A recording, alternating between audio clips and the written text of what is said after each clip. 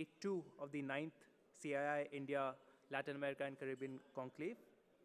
I welcome you to this session on forging security and defense industry collaboration. I will now request the speakers and the panelists to kindly take their seats on the stage, and we'll begin shortly. Thank you.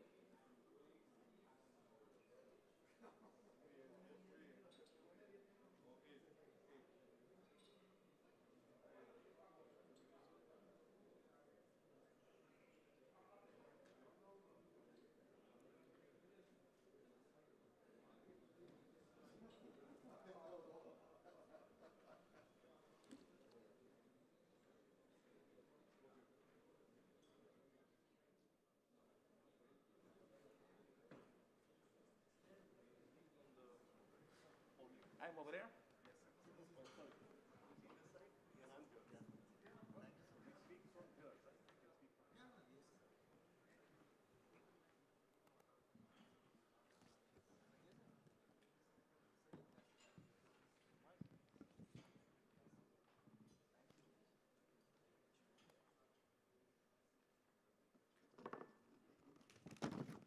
Good morning, ladies and gentlemen.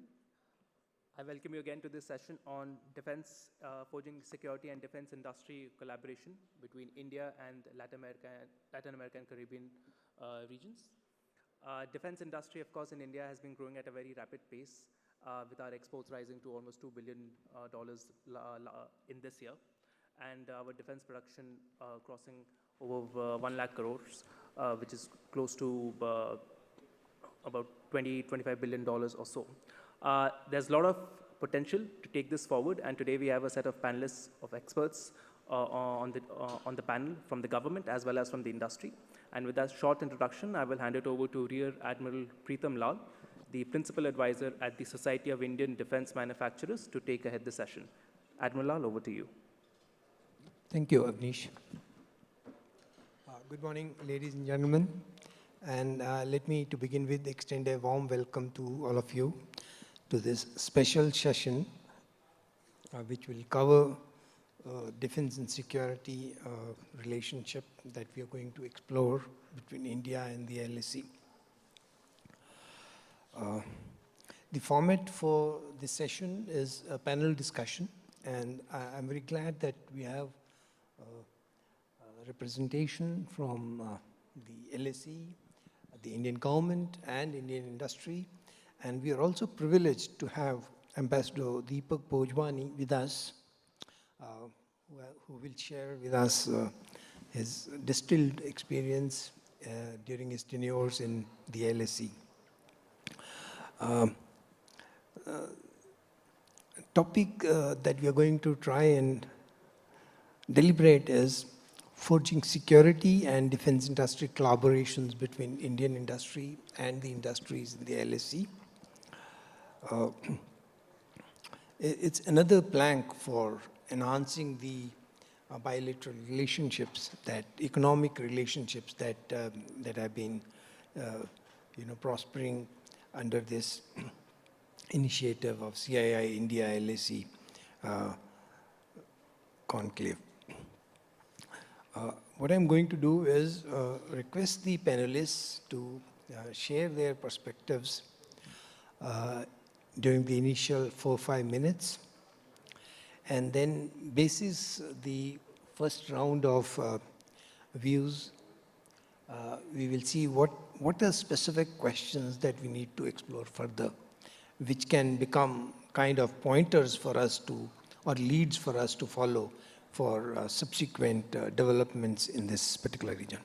So I'm going to request first Ambassador Deepak Bhojwani to please give us a perspective on how India-LAC relationships may be shaped, given your vast experience and knowledge of the region. And we would possibly expect that you could highlight those important levers of policy on both sides, in India and LAC, that probably necessarily will require some movements, tweaking, so that we can take this initiative forward for developing collaborative kind of arrangements between the industries, between the governments of India and the LAC. So over to you, Ambassador. Hello, thank you, Admiral. Very, very delighted to be here, especially in the presence of Captain Gouveia, National Security Advisor of Guyana, representatives of the Ministry of Defense, and above all, distinguished ambassadors of Latin America and diplomats from countries, friendly countries, and other representatives of industry and government.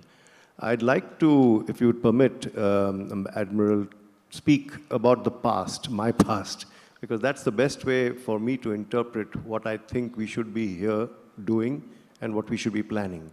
I landed in Brazil in the year 2000, and this century for me has been one of Latin America, because in Brazil, which is a powerful force, including in the area of strategic defense and other areas between India and Latin America, I saw there was plenty of interaction. We have, as everyone knows, the AWACS programs with Embraer. We have other collaborations also, and we had our Air Marshal, Krishnaswamy, who came for the Brazil Aero exhibition over there when I was there. And my eyes were opened to the possibilities. And those possibilities have indeed gone much further. We can talk about that later. After Brazil, I went to Venezuela, where there was a very powerful government and things could happen. I mean, Hugo Chavez wanted to be very friendly with India and gave us concessions on oil, but we were nowhere on the strategic and defense sectors. I'm being honest here. My impression was that the Venezuelan government of that day had decided that their strategic interests lay with other powers, perhaps more with Russia, understandable. And so when we had a visit by the chairman, by a director at that time, Ashok Baweja of Hindustan Aeronautics, I introduced him to several defense sector people and political leaders and so on, but it went nowhere. At that time, already in Chile, there were 2 Dhruv helicopters, advanced light helicopters manufactured by HAL, which were there for 2 years. They'd been tried and tested in all terrains, including the Atacama Desert, and they were found perfectly fit for the conditions in Chile. But they were never sold. Those 2 were returned because I was given to understand by our ambassador in Chile that sometime at the end of 2006 or 7, there was a political decision taken to buy American. There was also a BrahMos representative in Chile who was there for over a year. He was living in Chile. I met him there in Santiago, and we didn't go anywhere with that either. There has been some interaction with Chile, and I understand that the American budget had $11 million with which we managed to sell a coast patrol vessel over there. I'm giving you all this for a reason. I'll come to later in a few minutes. Then there was Colombia, where at a certain point in time, a certain company approached me and said that the artillery chief of the Colombian armed forces, very powerful armed forces, wanted to buy howitzers from India, manufactured by the Ordnance Factory Board.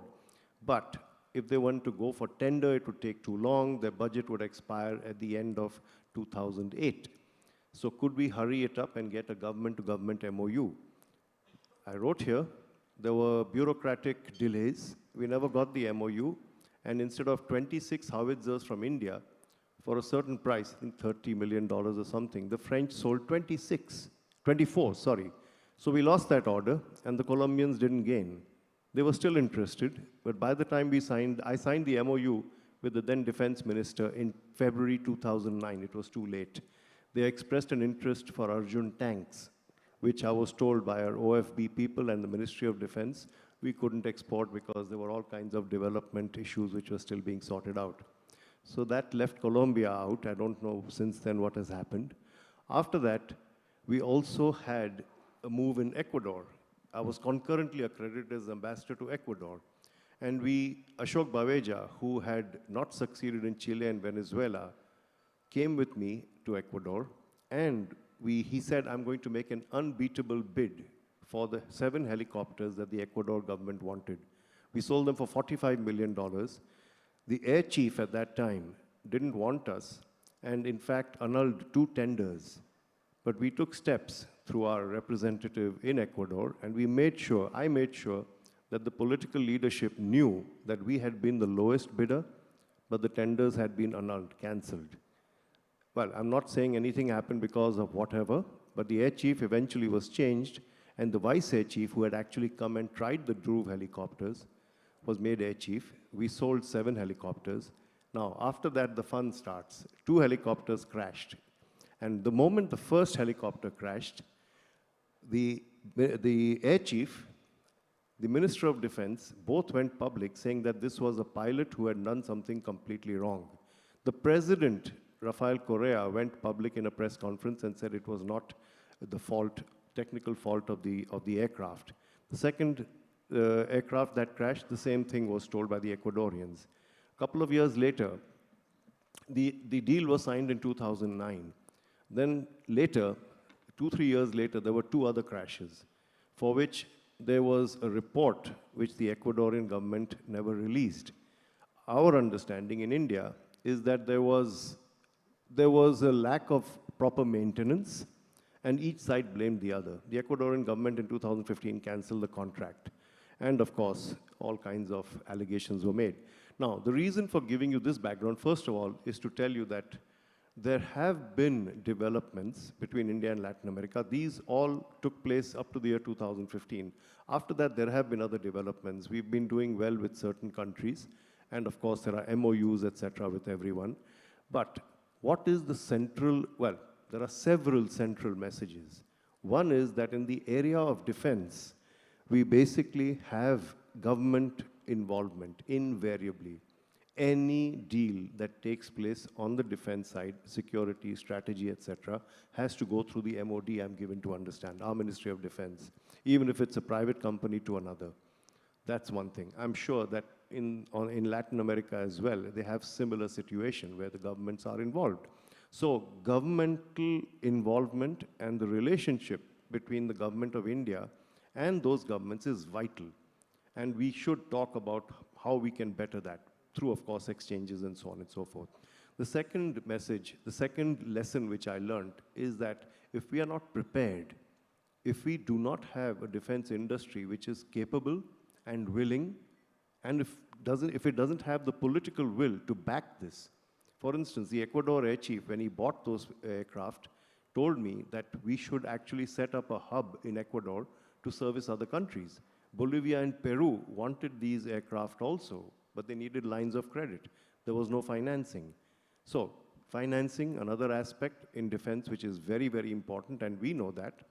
India wants offsets, we want financing, so do the Latin Americans. It's absolutely understandable. We also need a presence in Latin America which is strong.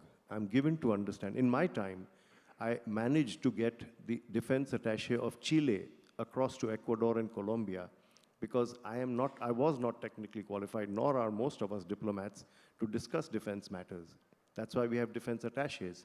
In those days, we had 2 defense attachés, one in Brazil and one in Chile. And the Chile business was 0. So we got him accredited to Ecuador and Colombia. Today, I'm told, even that man is being pulled out, and there's going to be a revamp. Now, Latin American embassies, fortunately here, about 5 or 6 of them, I understand, have defense attachés here, which is very useful, because at least they can then converse with our establishment. But it's not going to help us promote our defense industry or even consolidate the security relationship if we do not have a presence there. There are several other lessons which I learned, which is, of course, that, for instance, there are cultural, social issues, language. When you post technicians over there, the poor technicians from HAL who were posted in Ecuador were vegetarians, and they liked their spicy food, which they didn't get enough of, and so on and so forth. Also, communication wasn't easy. All these things, you need to prepare your people. This is industry, this is business. My recommendation has always been to the government and to the Ministry of Defense, if you do not treat this as a business, you will not succeed. Sure, political and high-level relations are important, but we cannot take anything for granted. At the end of the day, it is business. I believe I've spoken enough right now, Admiral. If you don't mind, I'll stop here. Thank you. Thank you, Ambassador. That was a very good insight into several important facets that you brought out. And I think ask you to elaborate a couple of them in our next round. I'll now turn to Mr. Sanjay Maharishi. He's the DDG Exports in the Ministry of Defense with the Government of India. I'm going to request you, Mr. Maharishi, to tell us about the specific policies and initiatives of the Government of India that could lead to expanding India-LAC relationships to include defense trade and industry partnerships in this area. So again, please take for 5 minutes so that in questions come, I can take on later. Hello. Thank you, sir. As Ambassador Saab has, given in much detail about how this relation should develop, I am from the Ministry of Defense, and I'll be speaking specifically on the policies of the Government of India. See, in recent years, there is a lot of thrust in promoting defense exports. Now, this defense export, the promotion of defense export is only one part, but the idea behind all the policies, initiatives which have been taken by the government is to build a very strong defense industrial base. Now, to build this defense industrial base, a few things have been done. One is the opening of the defense sector. As you know, in India, there were the defense public sector enterprises who were doing this manufacturing for the Indian Army, Navy and Air Force products. But then once it is open for the private sector, a lot of things have started happening now. So there is an equal level playing field which has been provided to the private companies in India. And the results now, in last 7-8 years, the results are now coming out. As you might have heard that in recent years, like last year, India has done exports worth around $2 million, US dollars. So what is happening is with the opening of the sector, on one side, we have the Indian private companies and the DPSUs. On the other hand, we have a large number of MSMEs who are supporting the entire ecosystem of Government of India. And this, in particular in defense, and this is resulting in a lot of new products which are coming up. In earlier days, Indian companies were more into component or system and subsystem, but now they have moved to large platforms. You might have heard that we have this LCA aircraft of HAL, we have now this light combat aircraft, this helicopter which is successfully made by the HAL, and there is a huge demand for that. We have the 7 new DPSUs because the Government of India, the 41 ordnance factories, they were corporatized, and that is how these 7 new DPSUs have come up. And I'll be happy to inform you that one of the this new defense public sector unit like Munitions India Limited has done, they have the orders of around 4,000 crores in exports. So they are doing quite a good job in that. Now all it started with the defense acquisition procedure which came out in 2020. We have Government of India has set up 2 defense industrial corridors, one in the Uttar Pradesh, which is one of the states in India, and another is in Tamil Nadu. The idea behind is to again build up an ecosystem around which a lot of things will be coming up, whether it is the R&D, whether it is the testing centers for defense platforms, and a lot of facilities will be given to those companies who are coming into these corridors. Similarly, Government of India has come up with the positive indigenization list, where we have decided that these particular products will not be importing in coming years. So this thrust on the indigenization is there, and results will soon be, you will be able to see the results will be there in near future. We have one, because see, in defense, the innovation is the most important thing, and the Government of India, particularly in the DDP, the Ministry of Defense, we have set up the IDEX, which is responsible for promoting innovation in defense manufacturing. And there are large number of startup companies which have come up in this particular field. Innovation is more important in niche technologies like artificial intelligence, the robotics, like the drone system, the anti-drone systems. So even the cyber security, and the latest thing which are coming up is now the application of defense in space. So India, as you know, has already done a good job in the space applications, and we are also now thinking towards that how this defense, because this is what all the developed countries and other countries are looking forward, and we have certain strength in this space, and very soon it will be explored in those areas.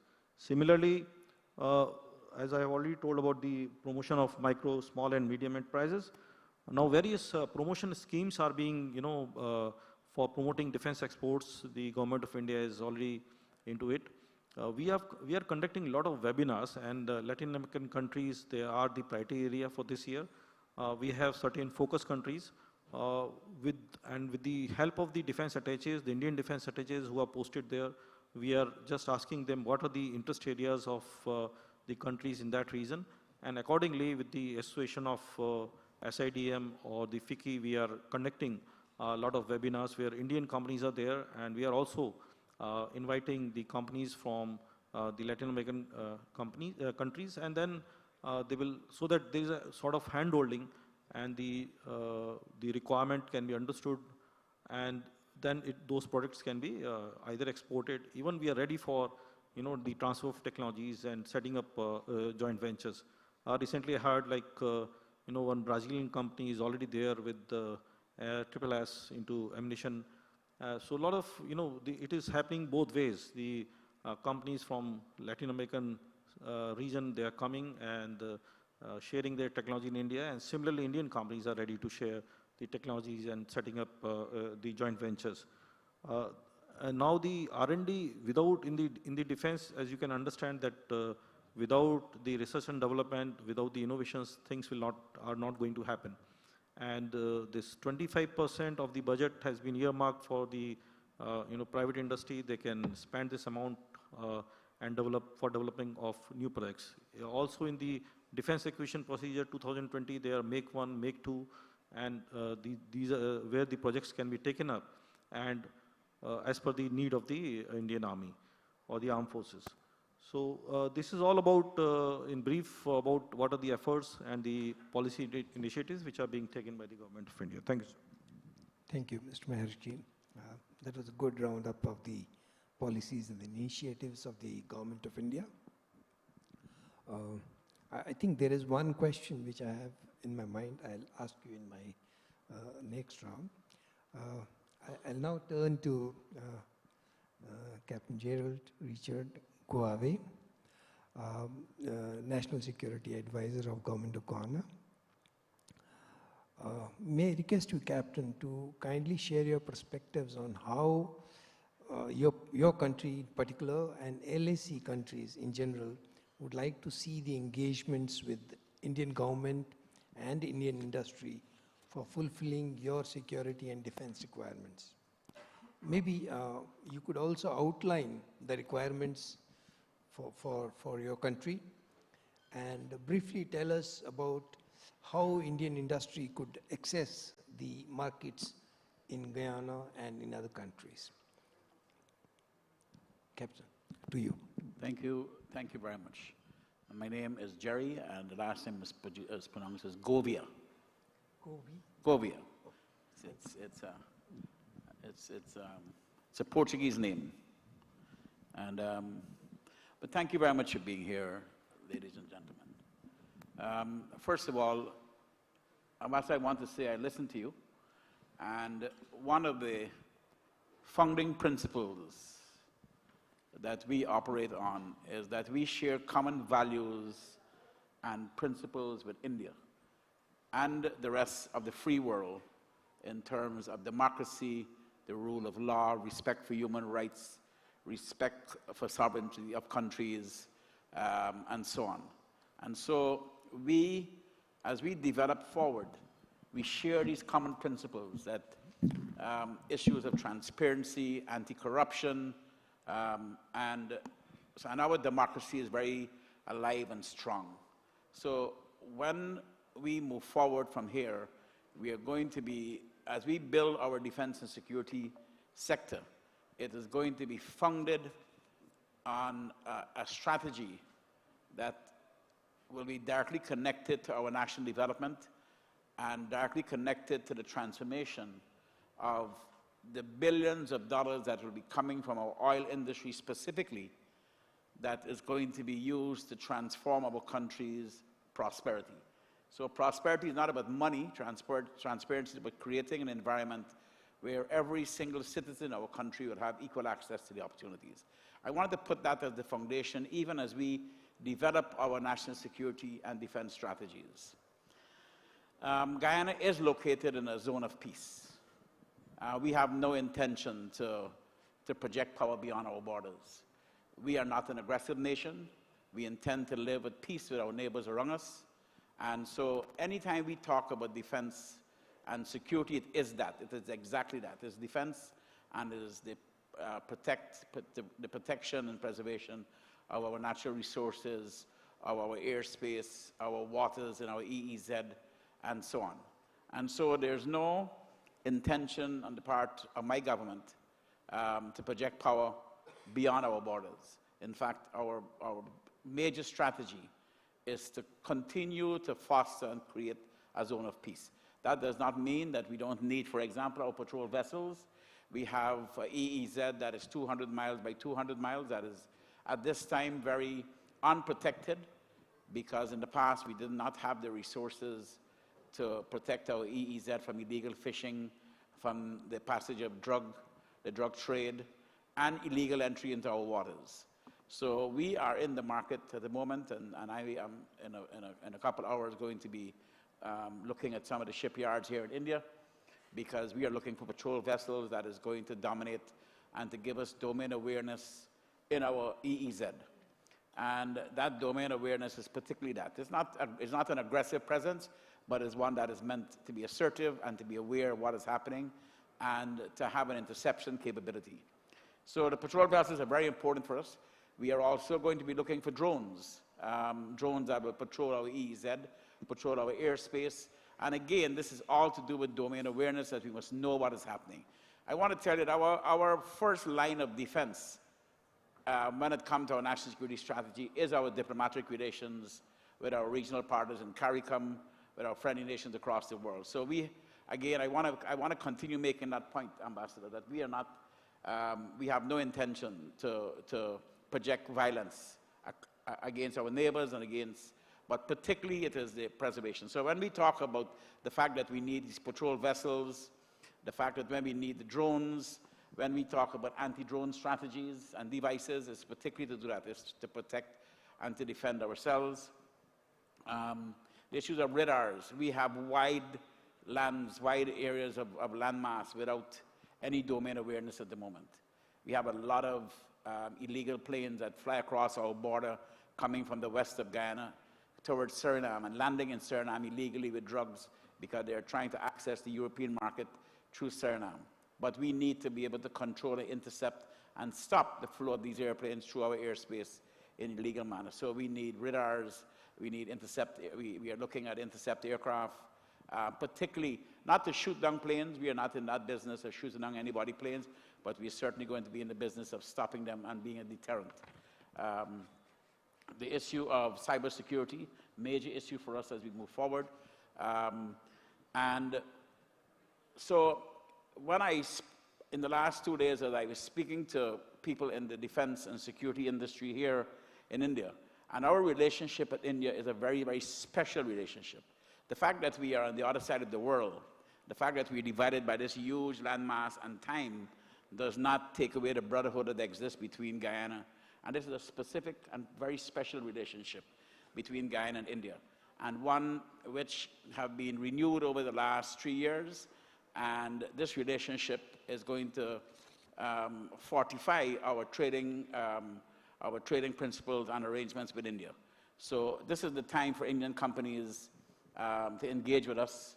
Guyana is open for foreign investment, whether it's in the defense industry, whether it's in the building of bridges and equipment, which we need as well, as we extend our domain awareness across the country. So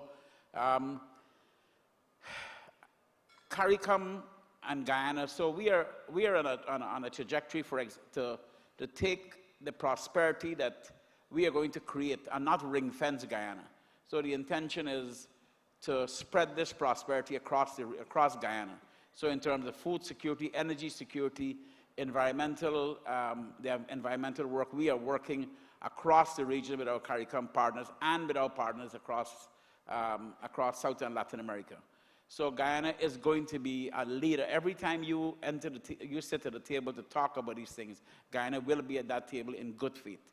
And any business here in India that believe that you could contribute to making the Guyana strategy of engaging our neighbors in a peaceful way and in creating the kind of domain awareness that we're looking for, we're ready to talk with you. So we'll be open for any questions that you have. Thank you. Thank you, Captain. I think for benefit of the other in the audience from the LAC, I think it will be prudent to mention that as on today, Indian defense industry is producing almost everything that the Indian Armed Forces need. And over the past, say, 10 years, the Indian industry, especially Indian private industries and MSMEs, have done well for themselves to connect with the global supply chains and also export. And that's how, in a matter of 8 years, they have grown their exports from just about a few hundred crores to almost 16,000 crores last year. That is almost 10-fold increase in less than 10 years. And they are all on the above. The second important aspect that I think about the Indian industry's capability, which is worthwhile for you to know, in fact, Ambassador had mentioned something about Arjun tank and inabilities of the Indian industry to export because there were connections backwards with the technology. Indian industry today, both public and private, own the IP of majority of the systems and platforms that they produce. Therefore, there are no backward connections to a foreign OEM which will come in the way of their exporting those products or technologies to a friendly foreign country. So in the backdrop of this information, I'm going to request one of our major industry representatives, Vikas. He represents Larsen & Toubro, which is one of the largest engineering, technology and infrastructure company in our country. So I'll request you to please not just limit your talk, brief talk, to what L&T can do, but what Indian industry can do, Indian defense industry can do to fulfill the requirements that may emerge from the LAC, and specifically Guyana too. Yeah. Thank you, Admiral, and good morning to all dignitaries on the dais, off the dais, and distinguished members of the audience. My name is Vikas Khita. As Admiral mentioned, I work with Larsen & Toubro, or L&T as we are commonly known. Admiral, coming straight to your point, but I'll take a step back. Indian industry has, over the past few decades, distinguished itself for its frugal engineering and innovation that we've been known for. And there's several reasons to that. Now, this works, especially when economies are stressed and you have inflationary trends and there are priorities with governments on allocating funds to other sectors while protecting your natural resources and assets. So cost becomes an important consideration, as does quality. Now, here our observation has been that the products that have typically been coming in from various parts of the world, the developed economies in particular, they tend to be over-engineered for tropical conditions. For instance, they would also extend to extreme low temperatures, the operation, etc., which are not really needed in tropical conditions. And a large part of the cost of a product is actually built into the design. So when you say what is it that Indian industry does, so our approach actually starts from the design stage itself. So it's the design ethos, the principles, the choice of materials, and of course keeping abreast of common technologies, because it's an open market. We have to compete to survive globally.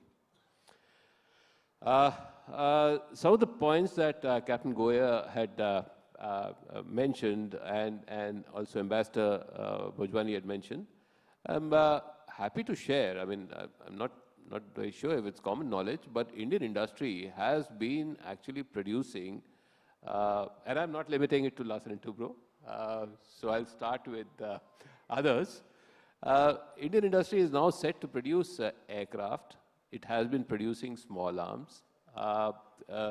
We produce missiles, rockets, howitzers, artillery systems, drones, anti-drone systems, UAVs. We also produce air defense systems, radars of various types to suit various requirements.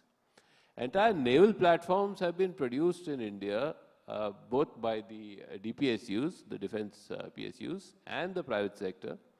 And these include from submarines to destroyers, frigates, corvettes, and they're weaponized, of course. Then there are weapon systems which are produced by the industry. There's also military communication equipment and cyber security. And when I say cyber security, I'm not limiting it to the cyber security of the past. For us now, cyber security encompasses the threats posed by quantum computing. So, you know, that if misused, poses a risk to your financial systems and to all data. So when we are talking of cybersecurity, we are actually going that extra mile. So in terms of competing with technology, with the developed economies, we are up there and we compete with the best. And the recent launches, the launch of the rocket to moon, has a very, very large component of private sector involvement, and as did the previous launches. There are just 5 countries in the world who have achieved that. So that's in terms of level of technology maturity. When it comes to manufacturing, we have had our hiccups in the past. But as Ambassador had mentioned, there were, there's always been this feeling, perception, and mostly created by human error in operation, that quality could be an issue. Far from that, Indian products have been exported, and they've been exported for a while. They are in use in several countries. So that's the next level of thing. In cost, for now, I'll only say this as an example. The cost of launching a satellite from India is by far the lowest compared to any country in the world. So I'll stop here for now. Thank you. That was a nice perspective. And I think you brought a very, very important point. While probably you called it frugal engineering, I think it is better to say that when you select technologies, when you select products for meeting your security, defense, or for that matter, other industrial needs, it is always important to pick appropriate technologies. That is what brings cost efficiencies, resource efficiencies in this. So like you mentioned, that probably many products that we pick from the northern hemisphere, countries in the northern hemisphere, they design it for very extreme low temperatures. Whereas the requirement in the tropical countries, some of the southern countries, in the southern region, may not be those temperatures. Maybe it is the other way around. We probably work with too high temperatures in the tropical regions. No, the 2 important points, that emerged from there. One, Indian industry is not just capable in terms of technology and product that it offers, it's cost competitive. It's cost competitive in almost every sphere. And second thing that Vikas also brought out was that they have products in almost the entire spectrum of military capabilities that any force would require, in air, in space, on land, and in water and underwater. In fact, I think India offers one of the widest maritime domain awareness infrastructure in the Indian Ocean region. We have covered whole of 7,500 kilometers of our coast and huge area on the island territories in a single network program for the maritime domain awareness. So I'm sure those will be interesting inputs for countries in the LAC to look at what the Indian, and all that has been developed indigenously. All that has been done indigenously. Okay. I think we have time to just take a few questions, specific things. Mr. Maharshi, you had talked about the policies. I had initially thought that there is one policy which you had made, which was that for our friendly foreign nations, in case they evince interest in a specific military platform or equipment which is in service in the Indian Armed Forces, then Indian government is willing to offer those at the same price to our friendly countries at which they bought it themselves from the Indian industry. Does that policy still hold? What I'm trying to say is there was about 3-4 years ago talk about this, that suppose Indian Army is using a particular weapon equipment. It was procured by the Indian government through a very elaborate procurement procedure, keeping into account everything that goes in public expenditure. Now, in case a friendly country from, let's say, Latin America, wants to acquire that, do they have to go through the whole gambit of commercial processes of tendering and all that? Could they, through a G2G arrangement, ask the Indian government to, through the Indian industry, provide that? Yeah, actually, in fact, 2 days back, there was a policy which was there in 2019, and now we are into discussions with the MEA, where what exactly you're asking is on the nomination basis. Suppose a product is trial and tested and being used by the Indian Armed Forces, so the cost is already there, so we can build up some escalation factor on that, depending on which year it was supplied to Armed Forces, Indian Armed Forces, and then it can be offered on nomination basis to any country or any friendly foreign country. So this, we are already working on this, and I think something will be there.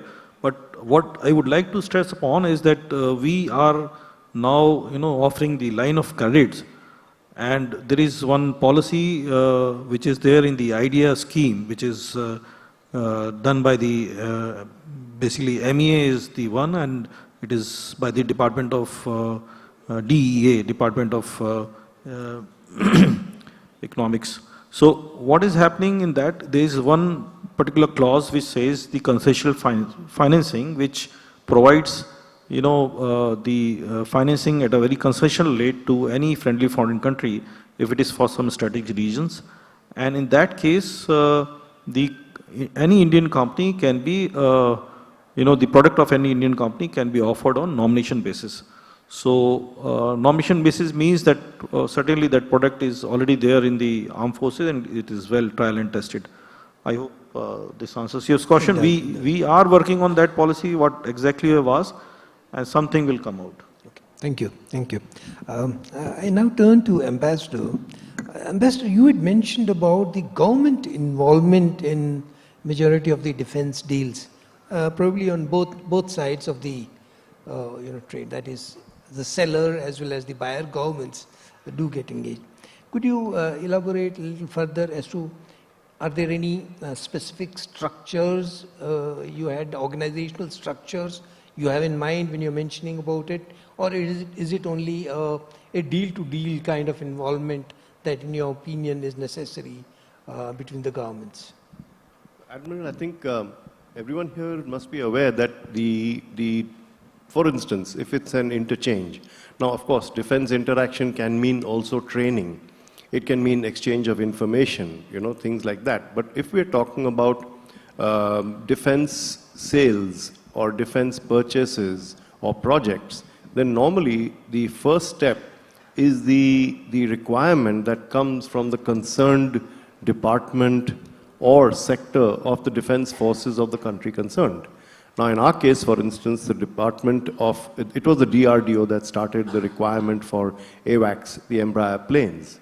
And we mounted the radars on top of them, and it was a very successful project. On the other side, for instance, now there is a kind of interest on the part of the Argentinians. The Minister of Defense of Argentina was here last month, and it was in the papers, he signed an MOU with HAL, etc., etc. Now, this has come obviously from the defense forces, the requirement, but it goes through the government levels. So clearly, the ministries of defense, and then even higher, if it's a strategic purchase or whatever, I think the private sector could perhaps enlighten us on whether defense deals pass under the radar, so to speak. I know there have been sales, for instance, of armored vehicles, of protective equipment, perhaps even ammunition and so on and so forth between India and Latin America, and these perhaps don't make the news. But on the other hand, big deals come into the news, and all deals, of course, require the approval. And I understand this approval is layered even in the MOD, in the Ministry of Defense. On the other side, I'm assuming also that there is a governmental structure. Now, in each country, the governmental structure varies. Just to take a minute more, for instance, in Colombia, the army chief told us that I have a budget of $30 to $40 million. I need to have a direct deal with India, so I need an MOU. Otherwise, I have to go for a tender, which will waste too much time, and I'll lose my budget. He was not talking about anything else. He just didn't want to lose the money he had. So he had to go to the French because we delayed the MOU, as simple as that. Now, these kind of incidents tell us. On the other hand, the Ecuadorians supported us when the two first helicopters crashed. They blamed their own pilots. So there is a massive amount of governmental involvement and government interest also.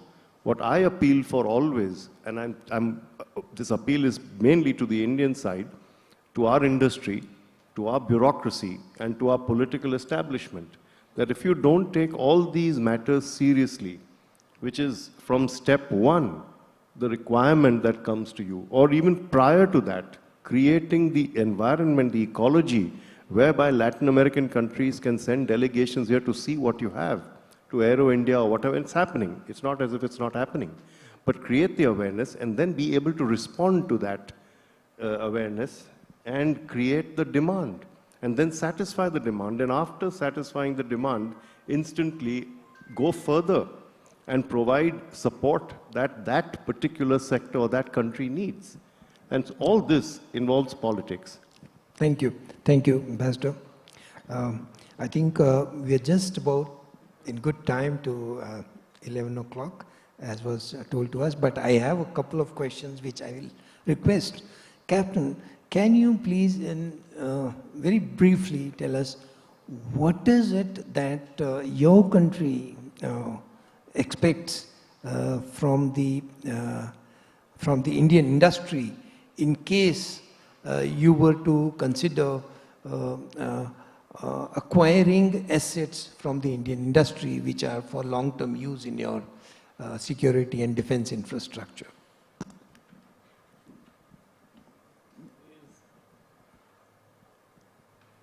I believe the expectations are quite standard, whether we deal with government or we deal in the private sector. We expect to understand issues of the product support systems that will sustain the device for a long time, issues of operating costs.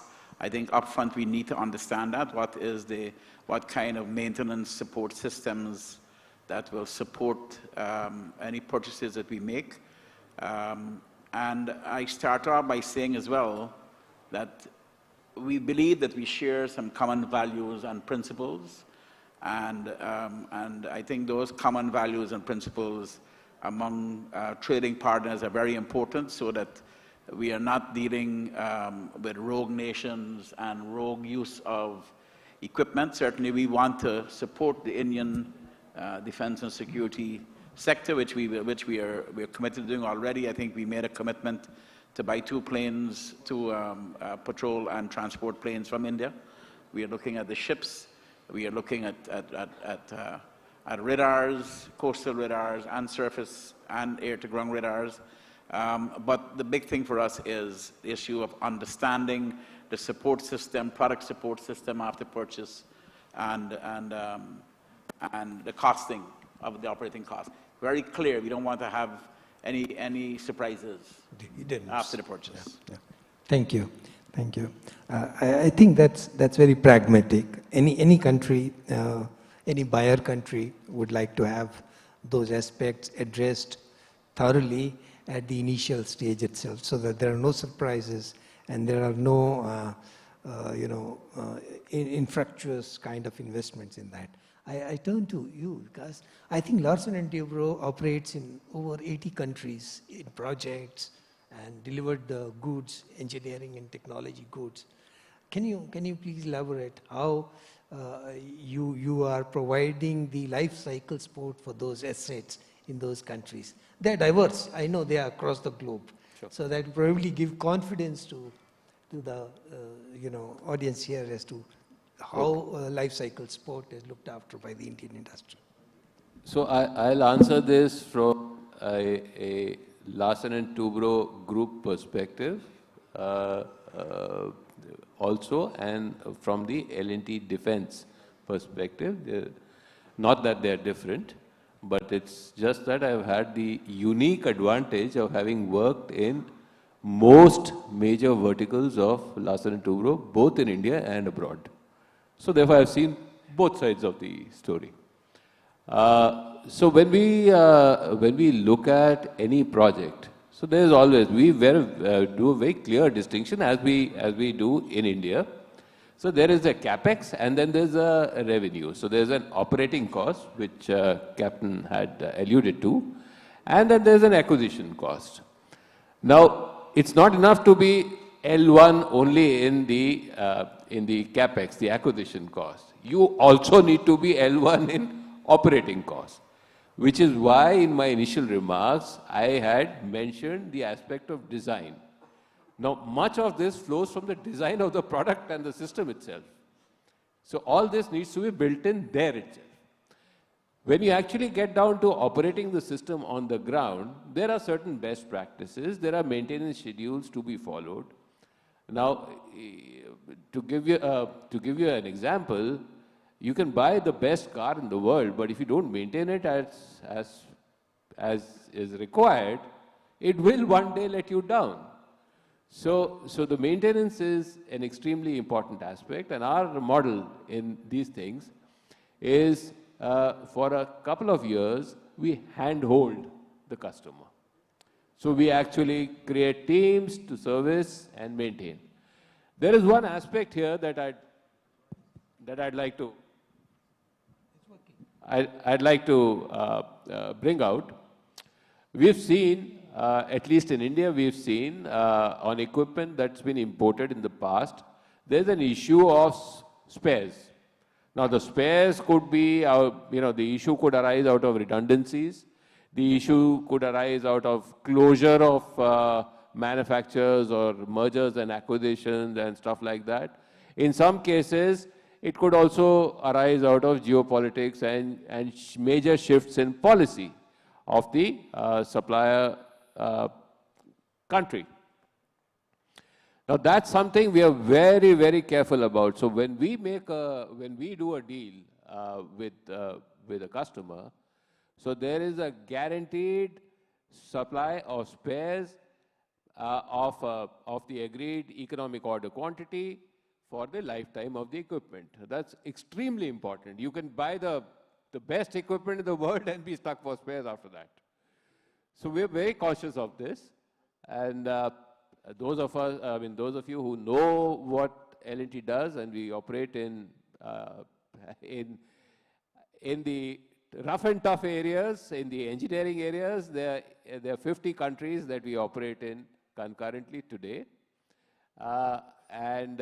When you add the IT and technology areas put together, then overall it's 80 countries.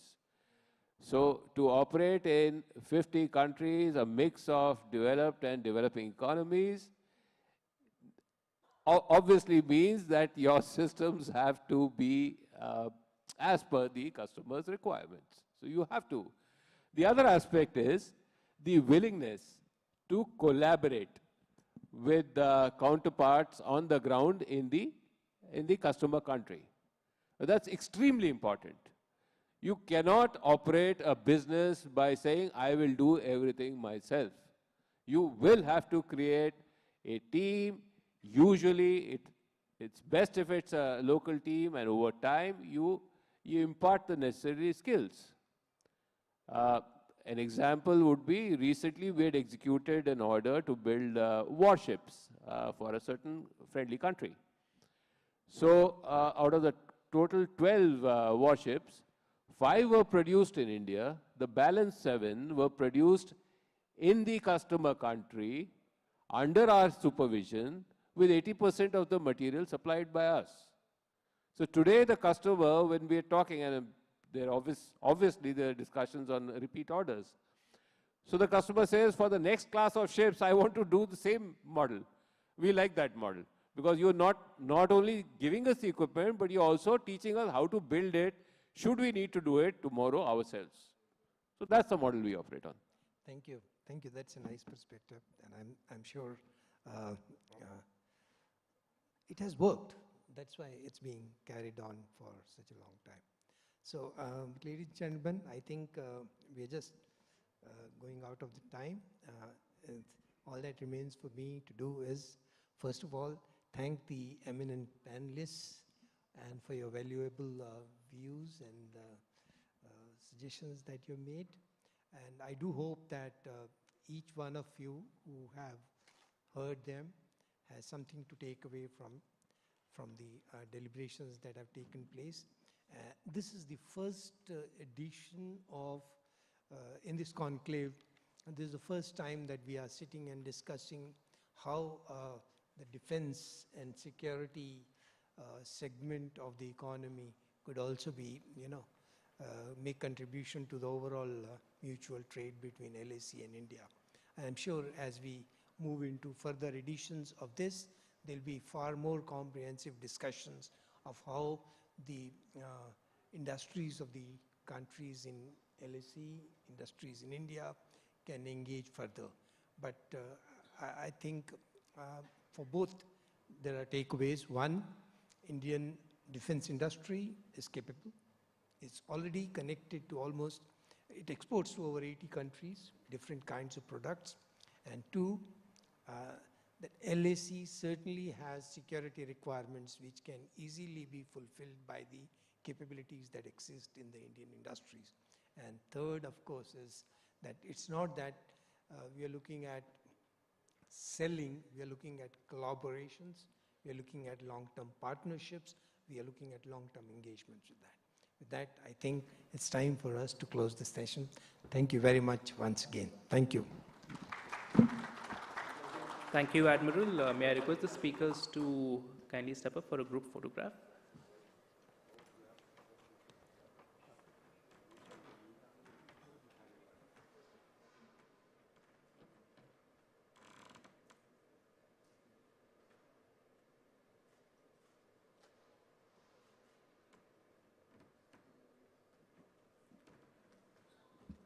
Thank you so much, ladies and gentlemen. I would request you to be kindly seated. We're going to begin the session, next session shortly.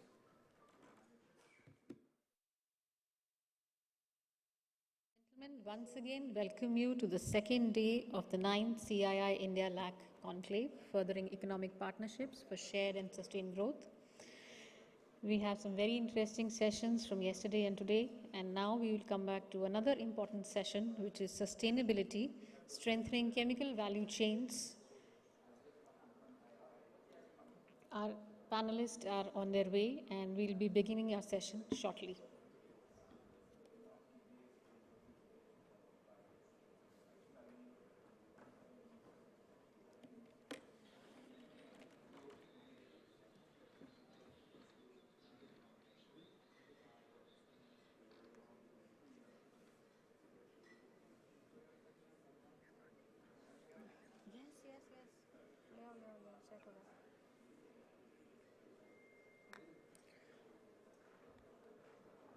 I request delegates to kindly remain seated.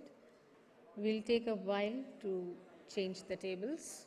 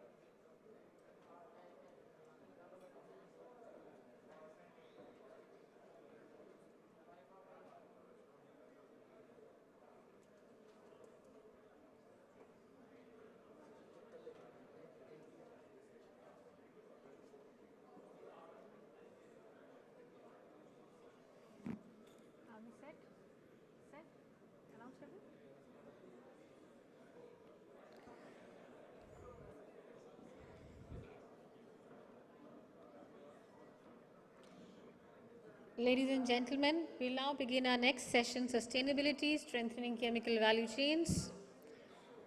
I'm extremely delighted to welcome our panelists, Mr. Abhay Videshi, Chairman, Chemexcel,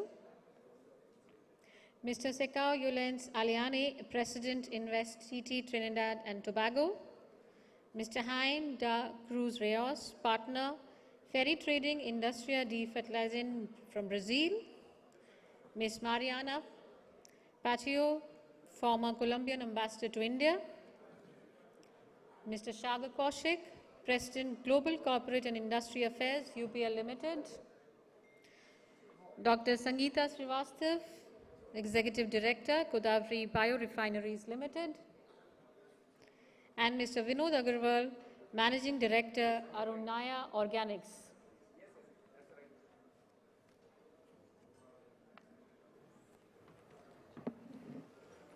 Thank you once again. May I request the Chairman to kindly moderate the session and take over. Thank you.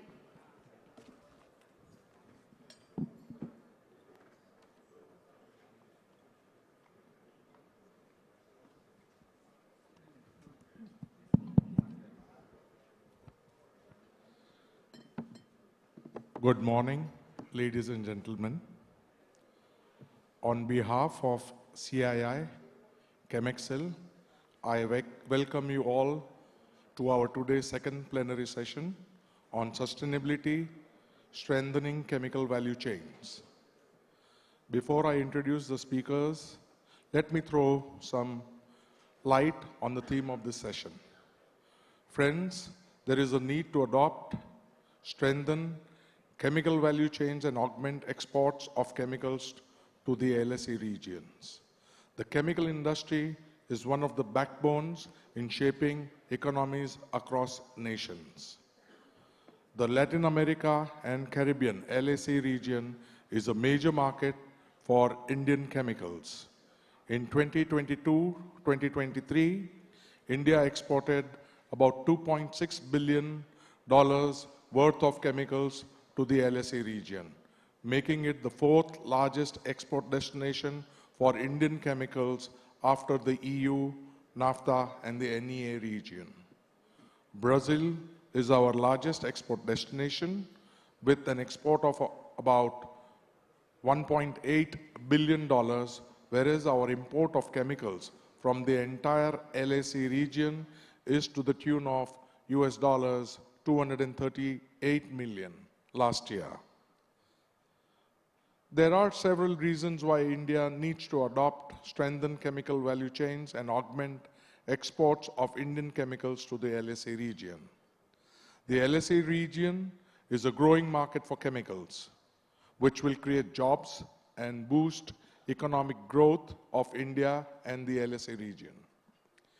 India has a competitive advantage in the production of chemicals as we have a strong chemical manufacturing sector with a long history of production and exports. Indian companies are able to produce chemicals at competitive prices and have access to a large pool of skilled labor. The LAC region is a strategic market for both India and the LAC as it offers opportunities for both the regions to grow their businesses. There are a number of ways how we can achieve this.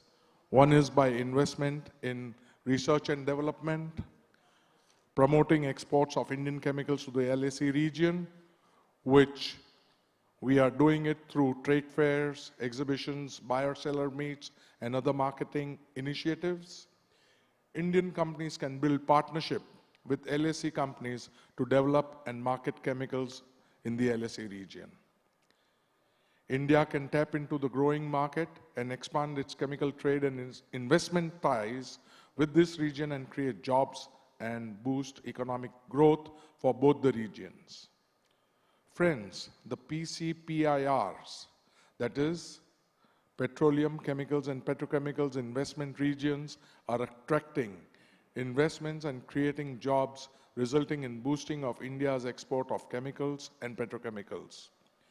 PCPIRs are the key part of India's strategy to become a global hub for chemicals and petrochemicals.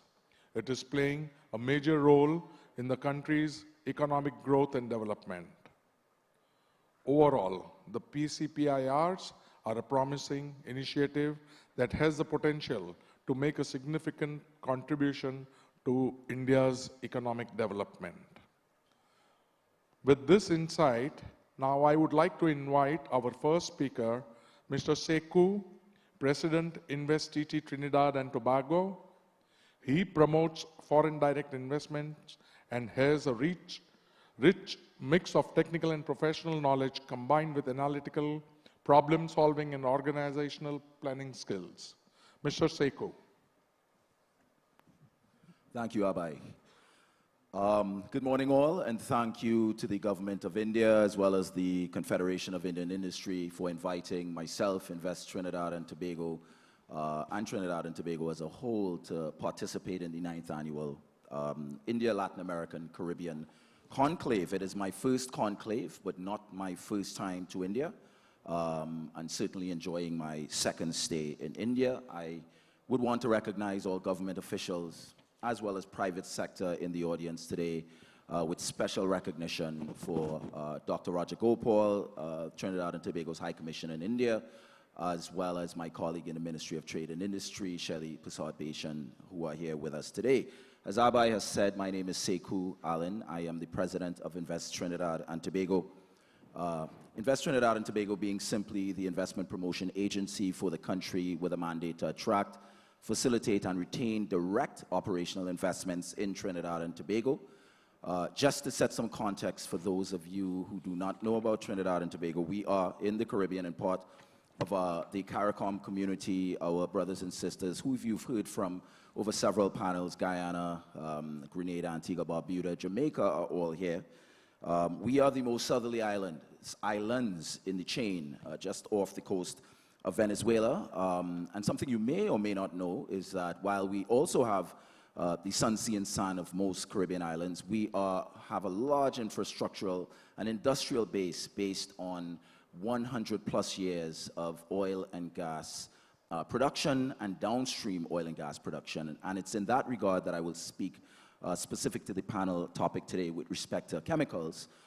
Many of those who produce natural gas across the world flare that gas off. Trinidad and Tobago has taken for some time that next step in capturing that gas and producing chemicals that are downstream from that gas. And so it's in that context that I will continue.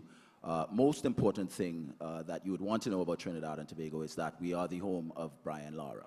So you who are into cricket would know lots about Brian Lara.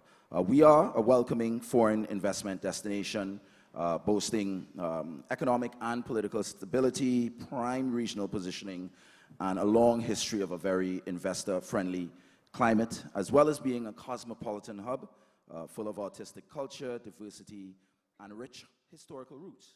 A major one of those historical roots, of course, being India, and primarily India and Africa. We are 1.3 million people.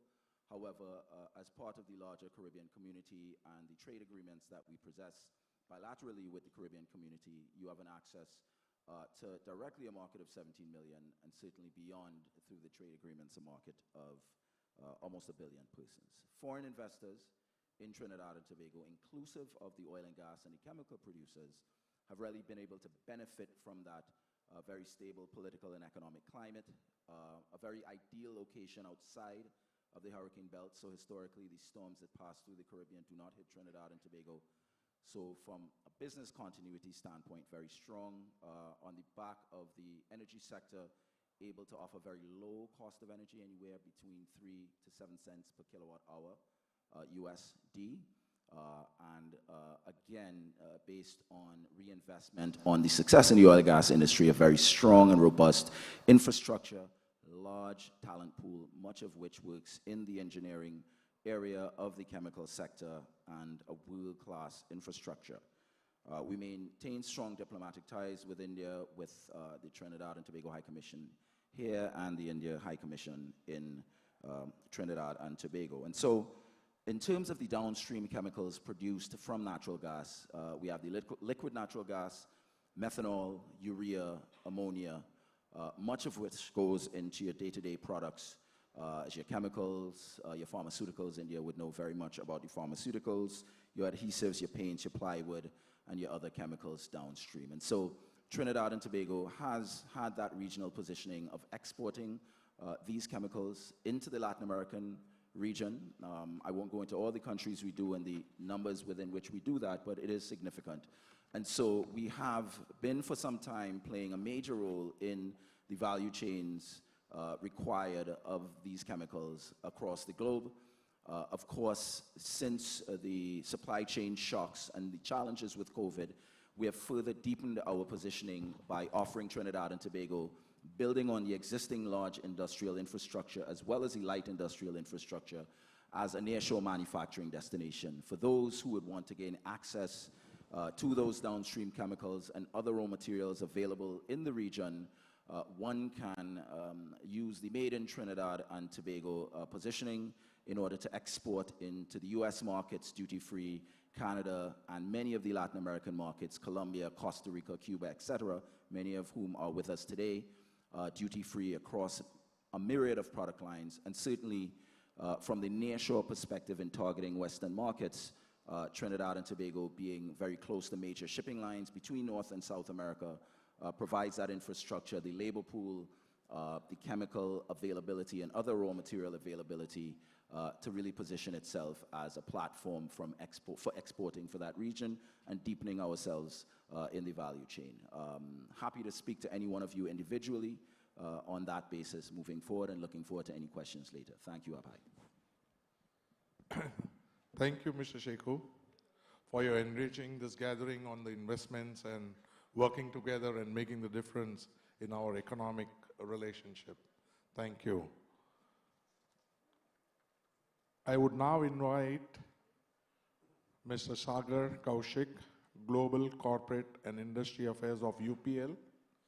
He is also the chairman of the National Council of Chemicals and Petrochemicals, ASSOCHEM. He will speak on the opportunities of exports of agrochemicals in the LSA region. Mr. Sagar Kaushik, please. Thanks, Chair. Good morning, everybody. Let me approach this subject with some practical example that combining the trade and investment, that is to be seen together, but how we have been able to implement that it is a win-win position and a sustainable position between India and Latin America.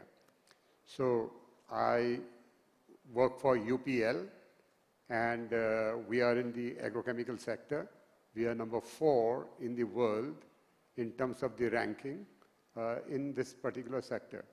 Now, as far as Latin America is concerned, more than 42% of our business comes from Latin America, number 1. We have almost 50 manufacturing units. They are all not located in India. We have about 13 or 14 in India, and rest of them are located at the destination markets. Focusing on Latin America, we have manufacturing units not recently, but from the very inception of our business. We started with Argentina, Brazil, Colombia, Mexico. That is where we produce directly. And we also have the units where 100% of our, what the units are producing, we are buying back from them. There's Guatemala, you can take example. Again, Colombia, we manufacture ourselves, but we also have the buyback arrangements. And Mexico. And then when it comes to the future of the crop protection, it's the biological options. And we consider that as the world is moving more towards the sustainability with bioproducts, I think the relevance of the Latin American countries in their attitude towards starting the research and then the production of the biological options which are based on the microbes, and the development of these markets will happen perhaps faster than the Indian market. So therefore, there is a lot in terms of the research, manufacturing, and the early harvest of the benefits will take place in Latin America. So I think this whole system between the India and the Latin America, it has to work in tandem. Coming back to the chemicals. So I think we have not seen manufacturing as a single activity. We have seen manufacturing as the integrated activity. Even in our 14 units in India, what we produce, it is not that it is the end product which is produced here. We take it forward and the product will reach in certain form in any of those countries, but then the next formulations, next mixtures, which are then ready to be used by the growers or any other industry, will take place in the destination countries. So therefore, it is the whole integrated manufacturing process. That is the whole value chain need to evolve. Now, and this difference happens because the destination country where the consumption takes place, there also it is not the same product. You need the product and the service, whether it is a textile industry or it is the agriculture industry. Now, in agriculture, you have to see what is the target crop. If it is banana, then you need the fixed aeroplanes, fixed wing aeroplanes for spraying. And for some other crops, you might need the drones. So therefore, the method of application and method of use of the chemicals in different segments are very different. For textile, it is very different. Leather chemicals is very different. Construction industry, very different. Water treatment, you need biocides.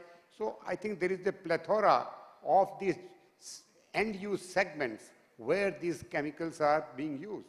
So this also explains the opportunity and the knowledge transfer which need to have.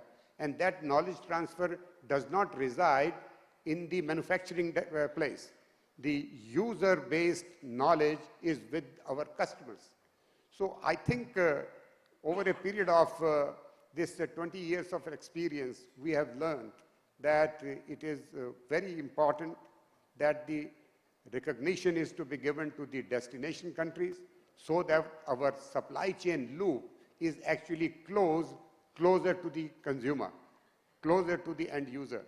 And that is where you can bifurcate, you create some jobs where you manufacture your active ingredient, but at the same time you also create sometimes even more jobs where the final shape is taking place of the product and its use.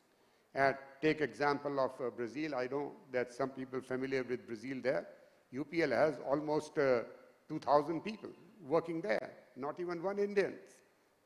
So it's not the trading part. When you combine trading with the investment, that actually makes you the insider to the country. You have to then work for the sustainable programs for a longer period because that's where the commitment counts. So I think we have to look in the holistic way. And yesterday, several questions come that, it could be any of the other challenges which comes in the world, the macro challenges which comes in the world, and that makes the whole supply and demand fit very fragile. But if you build on the basis of an integrated or the extended value chain from manufacturing to the end use, so then you will also think that how do we make this integrated manufacturing value chain becoming more robust? Because we are also subject to the competition. I mean, when you talk about even the smaller regions within Latin America, I think we have to protect our interest. Today we find that some of the regions in the world, they are based on the standards. They are differentiating the products, that which product you use, no, you should not use that product. And if the products are actually approved by the UN treaty, everybody has to follow that, where all countries are part of it.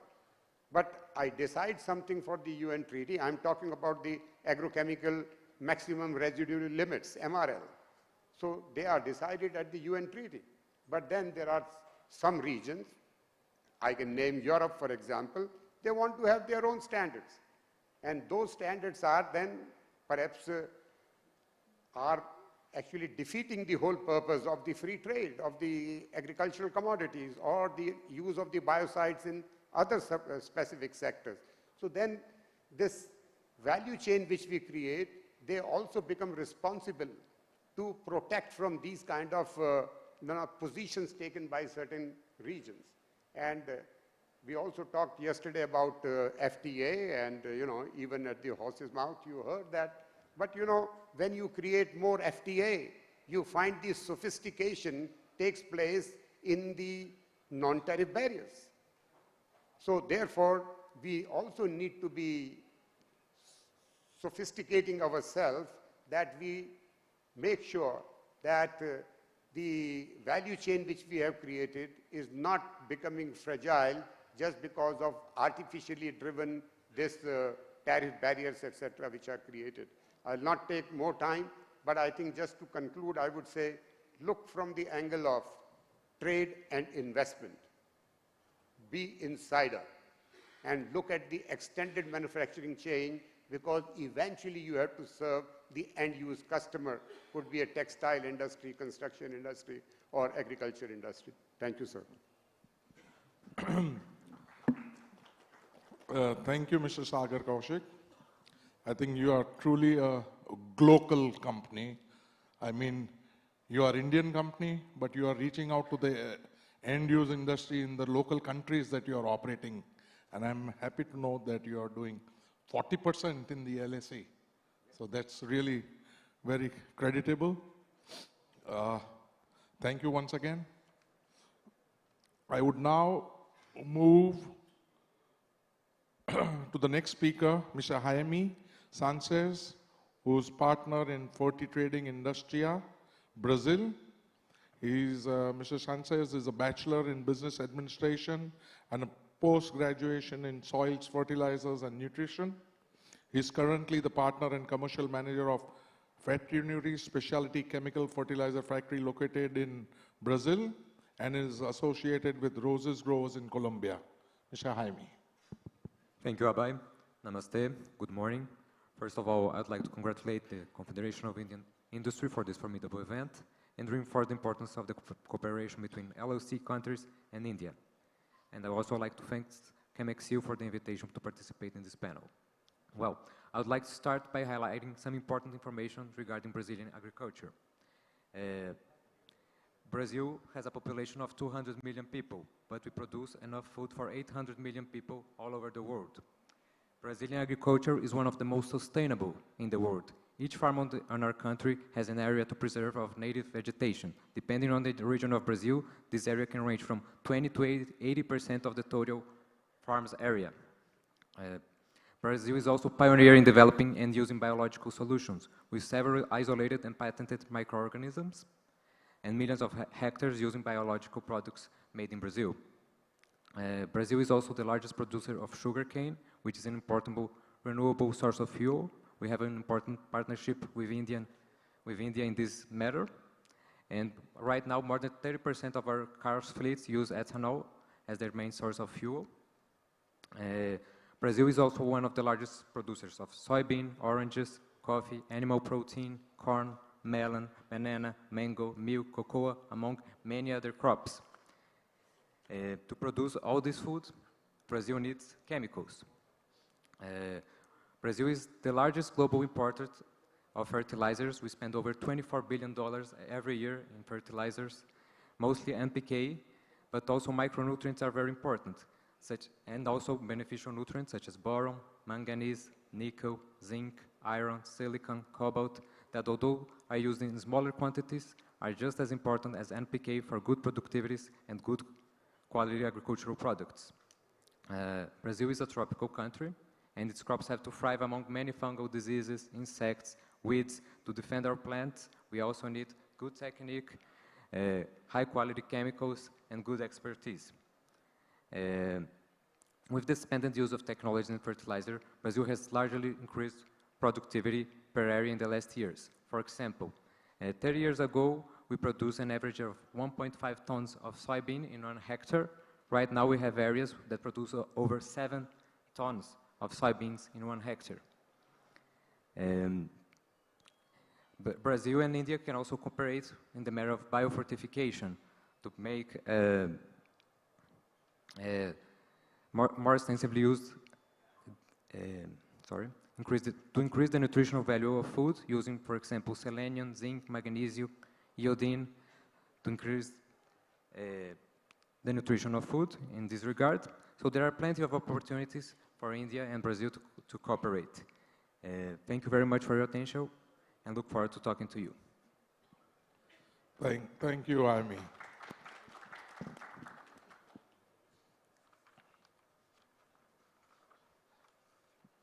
I now invite Mr. Vinod Agrawal, who is the Managing Director of Arunyaya Organics, to brief on the need of strengthening chemical value chains and augment exports of chemicals to the globe. Vinod Agrawal is a science graduate and a postgraduate from Entrepreneurial Development of India. He has stayed and worked in China for more than 10 years in the field of chemicals. He has represented the Indian dyestuff industry at various national and international conferences. He is an immediate past chairman of CII Gujarat and a part of Western Region Council CII. He is a part of the National Committee of EODB of Government of India and CII. So, Mr. Vinod Agrawal, please. Thank you, thank you. Good morning, and I am deeply honored to speak today on chemical industry as a representative, particularly from perspective of MSME, because we see that 50% of chemical industry in India are represented by MSMEs. We all know that chemical industry plays a very pivotal role in shaping economies, driving innovation, and fostering global progress. However, it is undeniable that the chemical sector faces several challenges, especially concerning environmental sustainability and responsible growth. As we navigate these complexities, we must remain steadfast in our commitment to achieving the highest standards of sustainable practices. The chemical industry of India is a major industry in the Indian economy, and as of 2022, it contributes 7% of country's GDP. India ranks 14th in the global exports of chemical and 2.5% contribution to global chemical sales. To strengthen chemical value chains and ensure shared and sustained growth, I suggest we focus 3 fundamental pillars. First is innovation and green technologies. Embracing innovation and green technologies is paramount to our collective journey towards sustainability. By investing in research and development of economic-friendly processes, products, materials, we can significantly reduce our ecological footprint while boosting efficiency and competitiveness.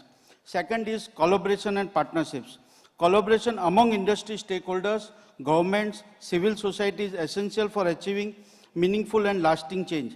We must foster partnerships to share best practices, transfer knowledge, transfer technology, and implement responsible chemical management practices across borders. Third and most important is the skill development and education. As the leaders in the chemical industry, we have a duty to invest in skill development and education. By empowering our workforce with the knowledge and tools to implement sustainable practices, we can create a more resilient and environmentally conscious sector. A circular economy approach is vital for today's chemical industry, particularly for India and the LAC region. By rethinking the way we produce, use and dispose of chemicals, we can create a closed loop system that maximizes resource efficiency and minimizes waste. Investing in research and innovation will be the crucial in developing greener, cleaner and more sustainable technologies. As we participate in this India-LAC conclave, we will explore avenues for partnership. I urge all stakeholders to prioritize sustainability in every aspect of chemical value chain. Most important part of any chemical value chain is logistics, storage, because most of the chemicals are hazardous. And we see nowadays a lot of accidents happens which disrupts the value chain. So this is also important. And I come from a place called Gujarat state where a lot of PCPIs are coming up and a lot of storage facilities are coming. So it is most important to reduce the cost of logistics in if you want to compete giants like China and other countries, and to get a major share of chemical value chain, particularly for India and LAC. Also, you know, the India and LAC collaborate a lot of into textile chemicals, particularly for the countries like Guatemala, Honduras, Peru, and also chemicals for the recycled papers, particularly in Brazil and other the coming up economies.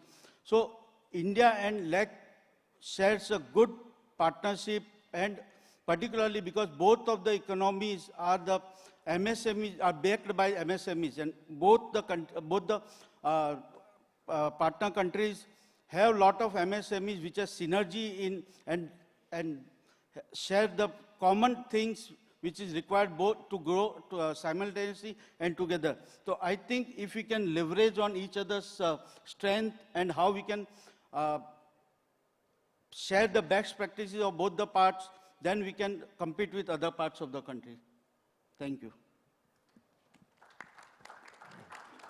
Thank you, Mr. Agarwal. A quick question. With your staying in China for 10 years, that's what I know. So how do you propose some relationship with the LAC? See, China has built their chemical assets in the 90s, you can say the late 90s and early 2000. And they are like half of the world's production of chemicals are happening in China now. And if you want to reach that scale, we need huge investments. We need huge commitments from private as well as government. We need policy driven. China at that moment was in a blind race to build their capacities, ignoring the environment laws and protections. But now with new sustainability and the new COP26-27 commitments and the sustainable growth goals of UNDP, it's now becomes very challenging for the economies like India to on one hand, we have to take care of environment and all the regulations. Another side, we have to build our efficiencies, our capacities. So it becomes, the investment becomes almost double what China has done before. So to become a competitive as well as a sustainability becomes a big, big challenge right now. Thank you, Mr. Agarwal, for showing the path of partnership between India and the LSAs. Thank you. With this, I would now request our next speaker, Ms. Mariano Pacheco, former Colombian ambassador. She has an impressive and diverse background in international relations and economics. At present, she is the senior consultant at Araujo Ibarra International Consultants, a trade and investment law firm based in Bogota, Colombia. Ms. Mariana Pacheco. Thank you. Thanks. Good morning. Good morning. Thanks, Mr. Chairman. Thank you to CII for the invitation. Thank you for the sponsors. As Sekou has said, I've lived here for more than 2 years, so I feel very happy to be back. I feel at home here in New Delhi, so thank you very much. I'm going to be speaking, and I wish I had coordinated before with Mr. Sagar, because I've been going to be taking UPL as an example of the role of private sector as a key developer of the relations between Latin America and India. Trade and investment has been the engine of the relation between Latin America and India, and in many ways has led the relations even ahead of governments. Latin America's understanding that India is now a vibrant economy with growing presence from Mexico down to Chile, including the Caribbean. Indian interests in the region are diverse and are expanding, and likewise, Latin American interests in India are very much diverse and are expanding.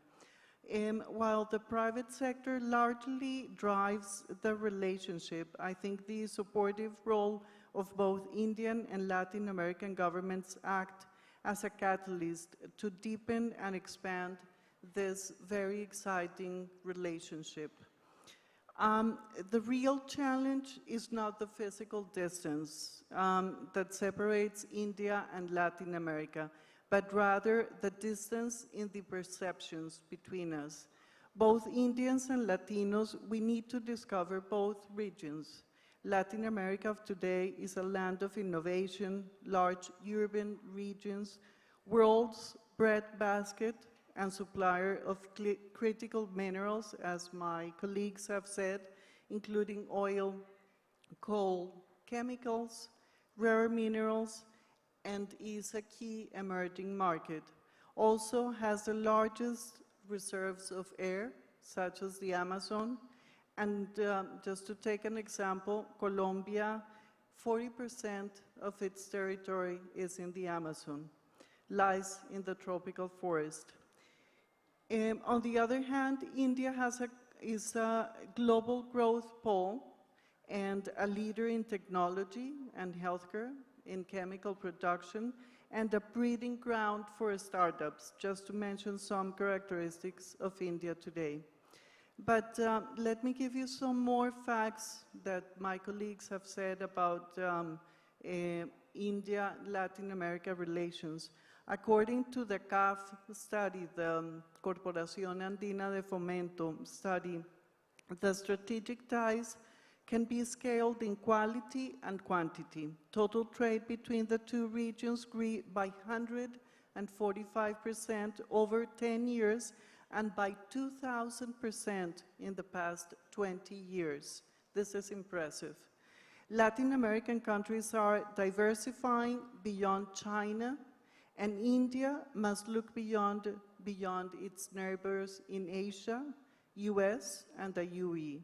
And both economies are very much complementary. Just in the last fiscal year, 2022-23, Indian exports to Latin America increased by 19%, including chemical products, and trade reached 50 billion, like Minister Jai Shankar said yesterday, which is a trademark in our relations. And our goal is to expand to 100 billion by 2027. So let's take agro solutions, or the agrochemical industry. According to the CEO of UPL, according to his presentation to the board in 2023, during fiscal year 2023, 22% of UPL's growth was generated in Latin America. Together, India and Latin America generate more than half of UPL sales, and Latin America is the outlier among the two regions. Growth is expected to be driven by Latin America, which is seeing traction in Latin America. In 2022, Latin America generated 32% of sales of UPL worldwide. But let me just explain New Colombia's administration policy towards industrialization, which is called reindustrialization policy. And let me just point out that this policy is looking at India as a model and as a partner. It's the roadmap to promote Colombia as a more productive and a more sustainable economy, and has 5 pillars, which in fact uses the Indian model. One is energy transition, the other one is agro-industrialization and food sovereignty, the reindustrialization in the health sector, the reindustrialization for defense and life, and of course, taking this development all over the territories of Colombia. But when we speak about sustainability and we speak about Colombia, we speak about the Amazon. As I said, 40% of Colombia's territory is in the Amazon. It's a very delicate environment, including its continental and water borders. That's more than 8% of the total Amazon basin. We're very diverse geographically speaking, and therefore we're host of the second most biological diverse country on Earth. Colombian deforestation decreased by 29% between 2021 and 2022%, which means that its ag frontier was pulled back and not expanded as most of the countries have done in the past. Our goals in terms of emissions are very competitive, very with high expectations. We expect to reduce 51% in gas emissions and by 2030 and be carbon neutral by 2050. Furthermore, and here is why it is very important Indian investment in Colombia, in finding this delicate balance between agro-industrialization and food sovereignty in a very diverse environment, and of course, a very not easy country, environmentally speaking. So as Mr. Sagar has said, UPL is the 4th company in the world in agro solutions, #1 in biosolutions, and #1 agrochemical company in Colombia, even above European and US companies. Its growth is mainly driven by Latin America. It's been in Colombia since 2008, when our trade relations were very, very little. But thanks to the investment of UPL, the other companies have come to Colombia. So very much the private sector has led the relations between the two countries. More than 50% of Colombia's agro exports to the world depend on UPL. That means banana, flowers, coffee, citrus like Tahiti lemon, avocado has, etc. And Colombia has become an export hub for UPL's investment in Colombia. From Colombia, UPL exports to Central America, the other Andean countries, Brazil, and other Caribbean countries. The program that UPL has been promoted, finding that delicate balance between environmental sustainability, generating jobs, is called Natural Plant Protection, NPP, which provides sustainable agri-solutions that enhance crop quality and farm yields without compromising on environmental health. Therefore, UPL is not only one of the leading investments in Colombia, but is also one of the most recognized companies, not only environmentally speaking, but in terms of circular economy. In terms of the value chain, UPL is investing in decreasing agro-industry footprint in Colombia by first engaging stakeholders in every step of the value chain, every person, every farmer, and every person that is included in the value chain. For example, the logistics, how the agro solutions get into the farm. Of course, the farmer, that being small, medium, or large. The recycling of the packaging, the disposal of the packaging, the logistics of the farmer after it's cropped.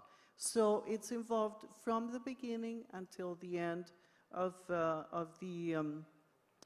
chain of productions. Also in Colombia, UPL is looking at the ESG rating. Of course, it's a company that is environmentally sound, and it looks at Colombia as a country with a fragile environment. And in Colombia, consumers are looking more for premium and more sustainable food, and is more aware of the products and which agro solutions they're using for. So UPL is very much aware of that. Is a company that is engaging, as I said, small, medium, and large companies and farmers, and bringing to the equation energy transition. It has one of its plants is a net zero emission plant. The other one is in its way to be a net zero plant, investing in solar and ethanol energy production. In conclusion, I think relations are driven by the private sector, and governments have to be catalysts to deepen and to promote this relationship. Indian companies may succeed in Latin American countries beyond what they expect. Latin America is a land for Indian investors to invest and to generate jobs. And Indian companies are driving sustainable business and are ahead even their competitors, such as UPS, which is showing that in Colombia. Thank you.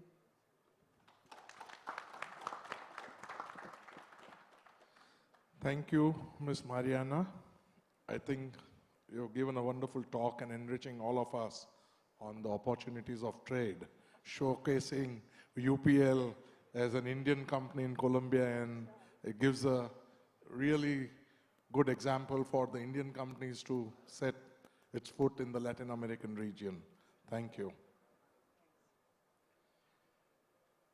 Now I take you to the last presenter, Dr. Sangeeta Srivastava. She will be talking on the green is here to stay. So Dr. Srivastava is an executive director of Godavari Biorefineries and holds Masters in Science, Masters in Philosophy, Organic Chemistry, and a doctorate in chemistry from the Mumbai University. Dr. Sangeeta Srivastava. Thank you, Chair. And thank you, CII and Camexil, to represent, I'm representing here the chemical industry perspective as well. And I think it's very nice to be last one, because I think a lot of things have been already said. And so I don't have to remember those numbers. So thank you for that.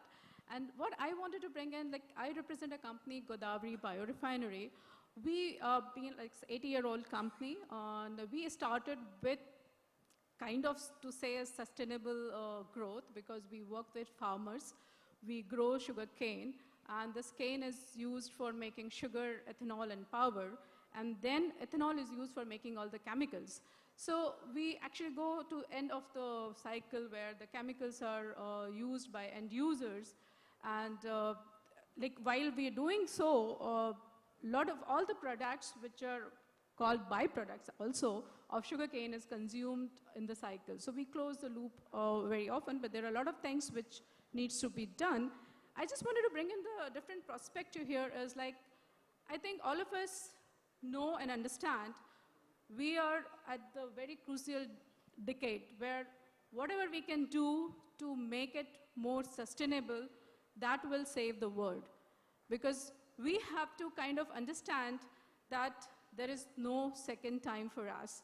And chemical industry being one of the largest greenhouse gas emitter, I think we have a lot to do. And by learning the experience which we have started doing from, learned from Brazil and Indian bioethanol program, which has been, I think last 4-5 years has caught up.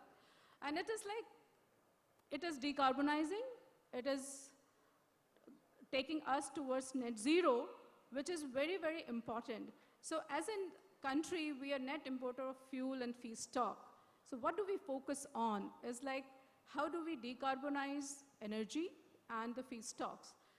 So biomass is kind of solution. Probably we can look at Brazil as an understanding how do we convert biomass effectively to the feedstock and the energy. What do we mean by effective is, I think we need to have that learning right from the farms because productivity has to increase in the farms and then all the processes which take us to the final product. So like one example is biofuel, where here the policies, the investors and the industries and the technology providers, they have come together to make a success. And this example can be used for making other biochemicals and even the other bioenergies where we talk about CBG, biogas, green hydrogen. A lot of things have been talked about. I think Brazil is very big partner in this program for us. And we've been having various meetings and, with the Brazilian government and their technology providers for clean energy transition. So when we talk about this transition, I think it's very, very important that we innovate for the process, for the feedstock conversion, logistic, because logistic becomes a very, very crucial role when we are talking about biomass. Handling biomass, which is a bulky material, and also our infrastructure, because if my roads are not efficient, then we use more fuel for transferring the same feedstock. So there are a lot of innovation which will be needed, and we can learn from Brazil, and this will really help us to kind of take our journey of sustainability and net zero towards we will achieve. And we have no other choice, friends, because we have this planet to live. So we must and we can win this.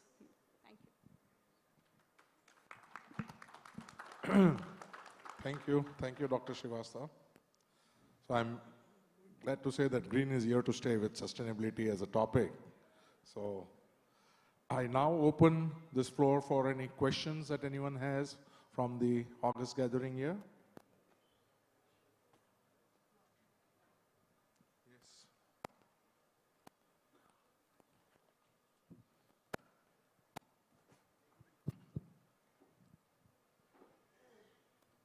Good morning all. This is Piyush Pandari. Water is a main element of the sustainability. My question to Mr. Siko is that the water, you are in the field of the offshore and onshore and also in the petrochemicals. How the water treatment needs are being fulfilled, it is by the government or by the private sector in your country? I'm sorry, the water treatment? Water treatment means because in your offshore and onshore operation, right, there will be the requirement of the water means water, produced water will be over there. And there will be the requirement of the water chemicals also. Right. So you are correct. The oil and gas industry is primarily offshore in Trinidad and Tobago. I believe you're asking about the water treatment. Effluent treatment. Yes. So that is regulated by the Environmental Management Authority of the government of Trinidad and Tobago. So that would be regularly tested to ensure that it's meeting international standards and it is not polluting the oceans. As well as the Maritime Services Division of the government of Trinidad and Tobago would also have regulatory oversight over effluents that may be, that should not be going into the oceans from the oil and gas sector. One more question, sir. Because in your petrochemicals, as you told, no, methanol production is there.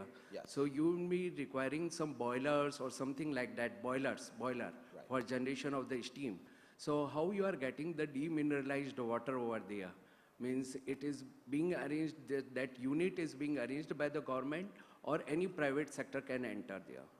So the government is the water services provider generally in Trinidad and Tobago through the Water and Sewage Authority, which we produce obviously through rainwater, but also through a major desalination plant that we have in Trinidad and Tobago, which is a public-private partnership between government and private sector. And in fact, that desalination plant provides much of the water requirements of the downstream energy industry, methanol, urea, in the central part of the country. So again, it is a collaboration between government with oversight, regulatory oversight to ensure environmental compliance, and the private sector in producing the water that the industry requires. Thank you, sir. Thank you. Thank you. Yes. Hi, good morning. My name is Kamal. We are talking about sustainability nowadays and carbon neutral. All these chemical plants need a lot of energy. So what Latin American countries are doing for this, like, for example, we have a lot of biomass available in Latin American countries.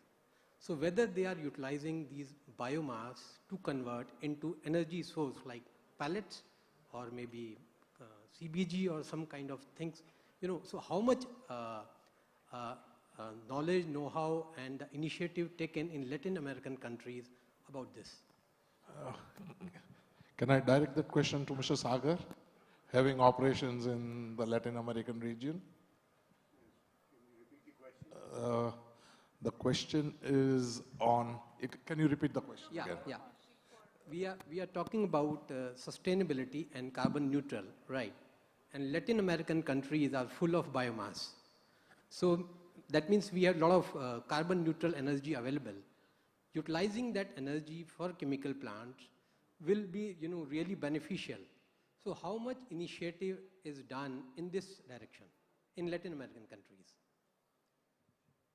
Well, I think initiative is not new in Latin America.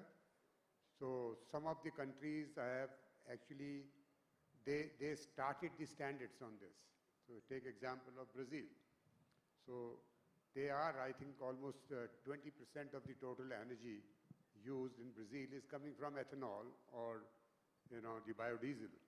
So, and they have set up the standards. The best of the technologies are available. Now, these ethanol or the diesel part or bioethanol, this can be converted into the downstream chemistries. So therefore, the sky is limit to do that. Of course, in some countries are much more ahead, like Brazil example I have given, because there the industrialization process or the speed is very different. So otherwise, I think yes, the ethanol or the biomass used for generating the chemistry, that is the future. So whether it is Latin America or it is in India. India also we are starting pretty well there. Just small point here, through this chemistry we can convert into ethanol, but we can utilize biomass as solid also in terms of converting into pellets and other stuff. So, are we really efficiently utilizing in many countries in Latin America?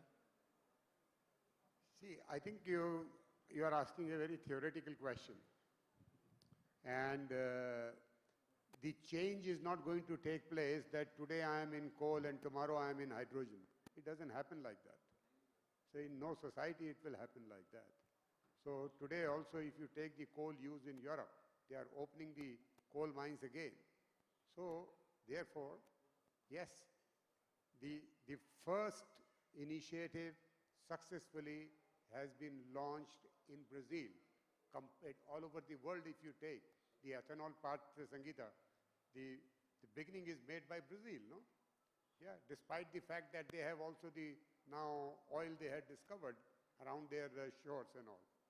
So therefore, it is not that one day to another, but I think the whole process of the biomass utility is increasing, and biomass will be used for multiple purposes. So it's not only just bring it to the boiler and get it done. Now in India also the NTPC, they are converting into the CNG, and the remaining part which comes the char, etc., that goes back to the agriculture, as they call it, fertilizer or soil improvement products. So I think we have to understand in a very holistic way. Okay? I think I can add as I think we can ask our colleague from LAC that if they have different technologies for pelletizing and making the biomass more compact, more energy dense, to make use of in our Indian boilers and where we can kind of support our fuel, replace our fuel from coal and other things. So we can try and take their help probably. Sure, from a sustainability perspective, and I know we've had the conversation about biomass. Certainly we haven't pursued that yet in Trinidad and Tobago, but being in the Caribbean, the sun is obviously the most sustainable power generator that we have, and Trinidad and Tobago has set a sustainability goal of providing 10% of its power production through solar. And so we've started with 2 installations at 100 megawatts, and we are looking to get to, I believe, about 250 megawatts by 2030. But certainly in working with our Ministry of Agriculture, looking to pursue other areas of sustainability, and biomass could be one of those as well, to step just outside of biomass and go back into solar in terms of supply chains. We are also pursuing the manufacturing of solar panels in Trinidad and Tobago with a regional perspective of accessing potentially silica sands from Guyana and other raw materials from Latin America that can then be processed into solar panels. So those solar panels, and you spoke earlier to producing closer to where you pursue. Clearly, the Caribbean is a large importer of solar panels. Why not have those solar panels be produced within the Caribbean and the Latin America region? Again, speaking to supply chains and being able to export on a sustainability basis as well. Thank you. If there are no more questions, I would like to conclude the session. Thank you all for... There is a question? Yes, one last one. No? You can ask. I think we are running out of time, so I am extremely sorry. So I'll conclude this session. I request to kindly take forward the discussions and questions bilaterally, because in the interest of time, we would have to conclude the session. Thank you. On behalf of CII, once again, thank you, our esteemed panelists, for joining us. May we request you to come forward for a group photograph.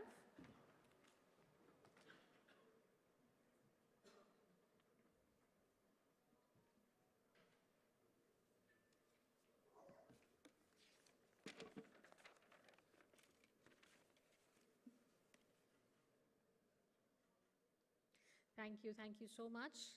Ladies and gentlemen, we have now come to the valedictory session of the conclave. So the session will begin at 12:30. Meanwhile, we have tea and coffee being served on my right. I request you to please have a cup of tea and coffee. By the time we'll set our tables, and by 12:30, we'll start the valedictory session sharp. Thank you.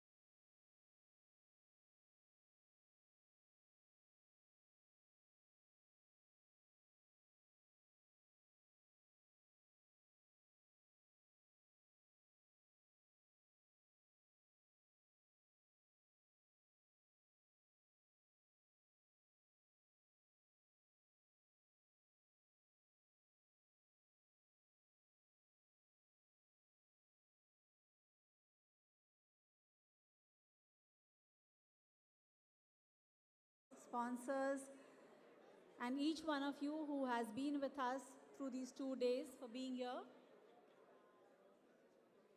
We want to start the session quickly in a few minutes, so may I request everyone to kindly take your seats and settle down, please.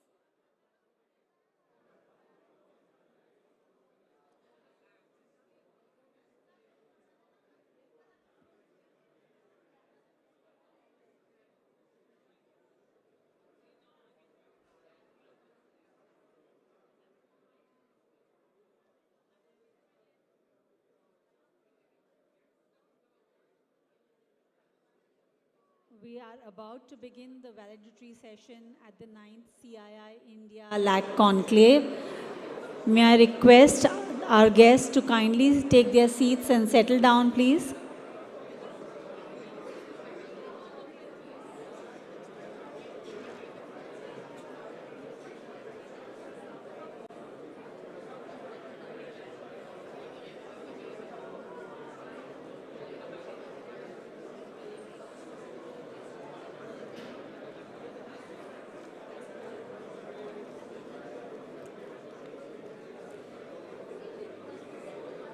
We would like to thank the excellencies, dignitaries, delegates, our industrial partners for the conclave, supporting partners and association partners for supporting the 9th edition of the CII India, Latin America and Caribbean Conclave. As we are just starting the valedictory session in a few minutes, may I please once again request everyone in the back of the room, the front of the room, to kindly take your seats and settle down, please.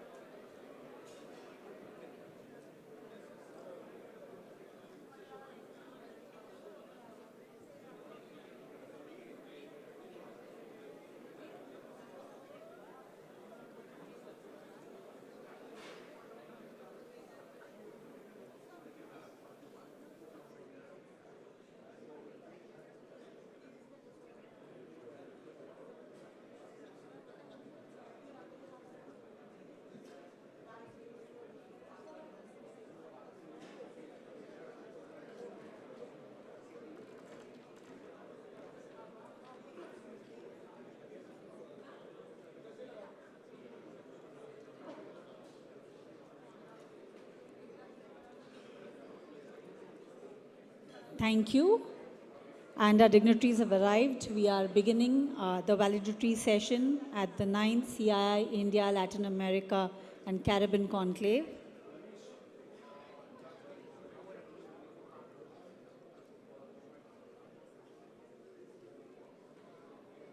So ladies and gentlemen, may I request you to kindly settle down. Our dignitaries have arrived.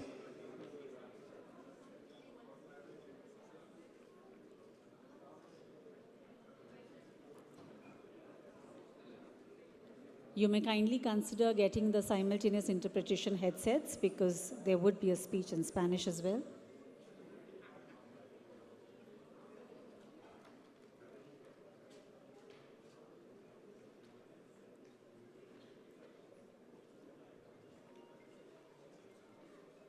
May I request Mr. Narayan Sethuraman, Co-Chairman, CII National Committee on Exim and Managing Director, Sanmar Matrix Metals Limited, to kindly deliver his opening remarks and begin the session.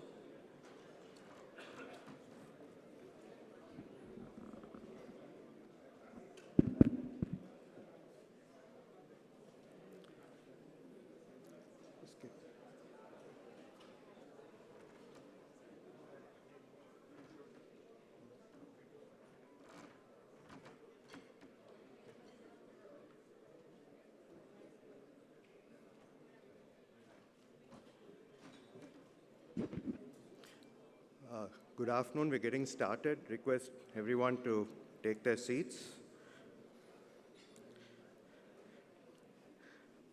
Her Excellency, Ms. Delcy Eloina Rodriguez Gomez, Executive Vice President of the Bolivarian Republic of Venezuela and Minister of People's Power for Economy, Finance and Foreign Trade, the Bolivarian Republic of Venezuela. Srimati Meenakshi Lekhi will be joining us momentarily, the Honorable Minister of State for External Affairs, Government of India.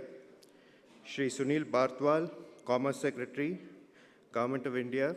Excellencies, distinguished delegates, ladies and gentlemen, a very warm welcome to Her Excellency Gomez. Excellency, your full support and participation at the conclave, along with a large business delegation, is most encouraging, and we thank you very much for your support. We are also honored by the presence and participation of Mr. Sunil Bartwal, Secretary Commerce, Ministry of Commerce and Industry, Government of India.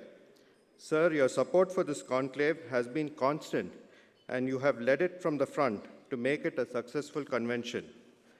The 9th CII India-LAC conclave, in many ways, has marked the beginning of a new journey in the endeavor to forge a continental partnership that's the hallmark of South-South cooperation. The deliberations at this conclave over the last 2 days and the many meetings that have been held between India and LAC leaders present at this event point to a great new beginning for India-LAC strategic, economic, and business relations, marked by deep cross-border partnerships across multiple sectors. Dr. Jaishankar, the Honorable Minister of External Affairs, Government of India, provided us a new vision of India-LAC relations that will have a huge impact on South-South cooperation as a whole. In the Trade Ministerial session, Mr. Piyush Goyal, Honorable Minister of Commerce and Industry, Textiles, Consumer Affairs, Food and Public Distribution, Government of India, shared his thoughts on how bilateral trade can grow several-fold, backed by cross-border partnerships in sectors of the future. The presence and participation of senior ministers from LAC countries rendered unprecedented depth to the deliberations and the efforts to forge deep bilateral relationships. We have had the participation of almost 300 delegates from 26 LAC countries and over 500 delegates from India. We have also had representation from 10 non-LAC countries at this conclave. We have had around 350 B2B meetings being formally scheduled and many more informal meetings and interactions on the sidelines of the conclave. This conclave has delineated the contours of changing India-LAC trade and investment relations, with both sides reaffirming the imperative of both product and geographical diversification of the external trade ties. The current level of India-LAC bilateral trade at close to 50 billion in 22-23 is targeted to double by 27-28. The knowledge sessions in this conclave centered on areas where India and LAC see big opportunities to craft partnerships that have a transformative impact on both our regions. Key sectors that have been covered in the sessions were health and pharmaceuticals, electrical and automotives, IT and electronics, infrastructure and energy, agriculture and food processing. Over the last 2 days, senior ministers, government officials, and business leaders from India and LAC have put forth key recommendations for reinforcing the bilateral relationships and partnerships. The recommendations will serve as key direction finders for both India and LAC governments in charting the course of future bilateral partnerships, and I would like to take a few minutes to outline some of the key ones. Dr. Jaishankar, in his address, highlighted 4 key pillars of cooperation between India and LAC: building resilient and reliable supply chains for energy security, food security, and consumer security; resource partnerships; sharing of developmental experiences; stepping up cooperation for addressing global challenges related to climate change, concerns of the Global South, and reform of global financial and multilateral institutions. Mr. Piyush Goyal recommended a 4-point agenda for deeper India-LAC cooperation, drawing up a roadmap for increasing trade flows between the two regions by assessing the comparative and competitive strengths of each country, leveraging the bilateral partnership for greater investment flows and supply chain integration, deeper cooperation to realize the potentials in tourism and hospitality in both regions, collaborations in healthcare to take affordable solutions across the world by jointly working towards mutual recognition agreements and smarter regulatory practices. Other sessions highlighted that India and LAC region need to facilitate tech-based trade and investments, as well as tackle the issues pertaining to non-trade barriers like logistics, while promoting integrated digital platforms for the same. In the sectoral sessions, the thrust of the deliberations was on enhancing Indian investments in the LAC region in the respective areas, complemented by harmonization of regulatory practices in the region and joint ventures. The session on South-South cooperation, which is also the theme of this valedictory session, also highlighted the need for India and the LAC countries to understand each other's challenges and encourage more people-to-people interactions through initiatives like student exchange programs. This conclave has not only served as a platform for dialogue, but also a catalyst for building bridges of cooperation and collaboration. Together, we have identified common goals. The confluence of cultures, economies, and aspirations mark a pivotal moment in history, one that can lead to mutual prosperity and growth. Today, South-South cooperation has an even greater role in global economic affairs, especially as the growth poles have progressively shifted to the South. India is playing a catalytic role in strengthening the integrative forces for early realization of the Global South's goals. The countries of the South have contributed to more than half of the world's growth in recent years. Intra-South trade is higher than ever, accounting for more than a quarter of world trade. The outflows of foreign direct investment from the South represent a third of the global flows and have lifted millions of families out of poverty. Together with political dialogue and financial cooperation, South-South cooperation has promoted a large number of knowledge and expertise exchanges through programs, projects, and initiatives that have helped solve specific problems in the countries of the Global South. The conclave has opened up the vast potential of business opportunities in the region while forging a new roadmap for future collaborations. The diversity of products and services that both India and the LAC region offer present an excellent opportunity for complementary growth. India, with its skilled workforce and a large consumer market, can provide a robust demand base for goods and services produced in LAC. Conversely, the rich natural resources and agricultural abundance in the LAC countries open doors for Indian businesses to invest, manufacture, and distribute in the region. The success of our economic partnerships will also depend on nurturing people-to-people ties. Minister Goyal alluded to this by emphasizing on the importance of trust as the bedrock for collaboration and cooperation. Cultural exchanges, educational collaborations, and tourism can foster mutual understanding and appreciation for each other's rich heritage. By promoting cross-cultural learning, we can lay a strong foundation for enduring relationships between our nations. Secondly, we must also focus on fostering a business-friendly environment that encourages trade and investment. Reducing trade barriers, streamlining regulations, enhancing market access can pave the way for increased economic engagement. Creating platforms for business-to-business interactions such as these and encouraging joint ventures will facilitate knowledge transfer and accelerate growth. The digital revolution has opened up new frontiers for collaboration. Embracing technology and promoting digital connectivity can revolutionize sectors such as e-commerce, fintech, and healthcare. By adopting innovative digital solutions, we can empower our people and create a more inclusive and digitally enabled society. The IT and ITES service market in LAC countries is set to grow further, opening new opportunity for the Indian IT and electronics industry. Currently, around 25 Indian IT and ITES companies operate in the region, employing over 30,000 people. With a growing demand for IT services across the region, the present gains can be leveraged for exploring the future of innovation together in the fields of AI, cybersecurity, 5G, and the metaverse. There is also an increasing collaboration between India and LAC countries in the areas of renewable energy and infrastructure development. At the same time, climate change, environmental degradation, and social inequalities demand our collective attention.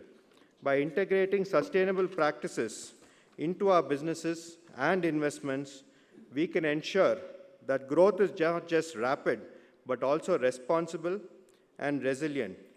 Your Excellencies, ladies and gentlemen, we have had an exceptionally engaging conclave with deep discussions, business meetings, and collaborations. The sheer breadth of participation and the intensity demonstrated by all the participants across the 2 days, underlines the critical and increasing importance that India and LAC accord to our enduring bilateral relations. South-South cooperation has an even greater role in global economic affairs, especially as the growth poles have shifted. India and the LAC countries can play an instrumental role in further strengthening cooperation through deeper bilateral trade and investment ties. Once again, I welcome all of you to this session. I now request Shri Sunil Bartwal, Honorable Commerce Secretary of the Government of India, to deliver his address. Thank you.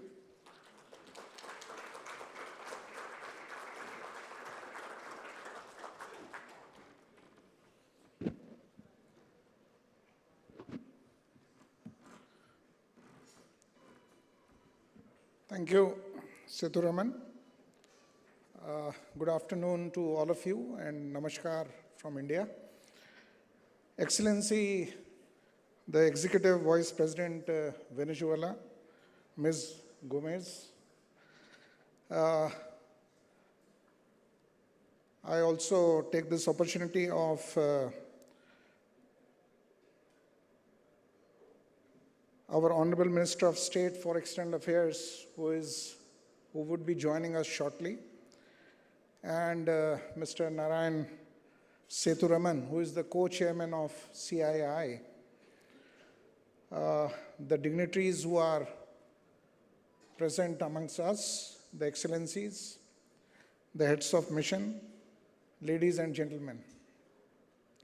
So let me first of all congratulate CII for conducting this very, very highly productive conclave, the 2 days conclave, and I also understand that how much efforts it takes to gather in such large gatherings, particularly when you are traveling from such far-off places of Latin America and Caribbean islands.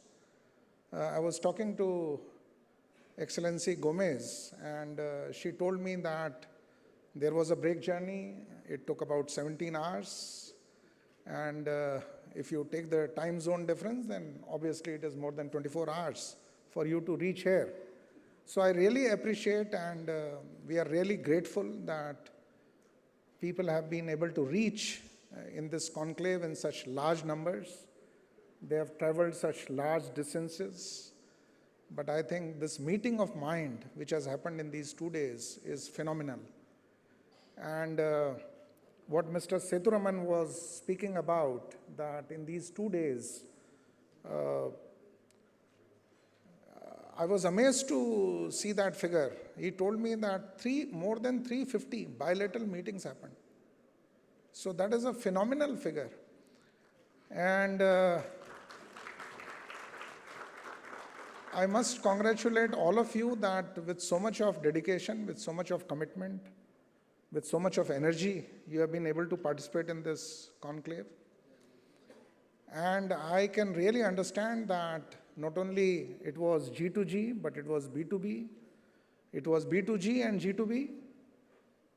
And there were a large number of business delegates which were present here, who also discussed various issues. I remember when a few days back, when we were preparing for this conclave to happen, and CII organized a meeting with the heads of missions here, and we were looking forward to this event. We never realized that this event will turn out to be so successful. So I really congratulate all of you, CII in particular, and Ministry of External Affairs, that they could create an atmosphere where such important deliberations, discussions, and meeting of mind could happen. Now, when we look at the LAC region, which is the Latin America and the Caribbean region, we find that it is a region where perhaps India and the LAC region, we have not been able to harness the kind of potential which this region has. When I was looking at the trade figures, I saw that if you look at the total imports which are coming to the LAC region from various countries and from the globe, less than 2% is from India. And therefore, I feel that this huge potential in terms of trade between the LAC region and India perhaps needs a different kind of path, a different kind of jump.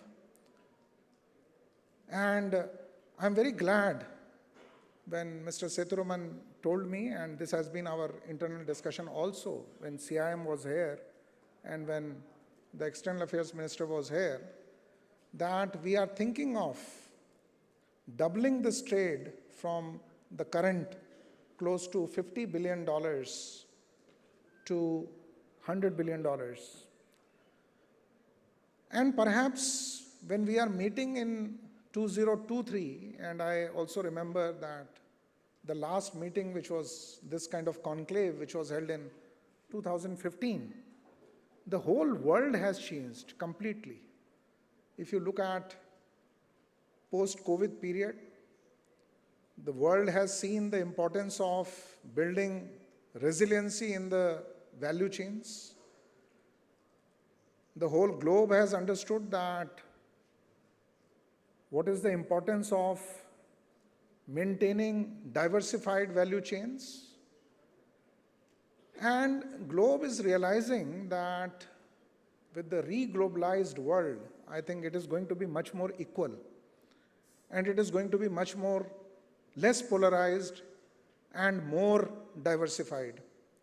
And therefore, I feel that there is a huge potential between India and the LAC countries to grow this trade further. If you look at from the point of view of India,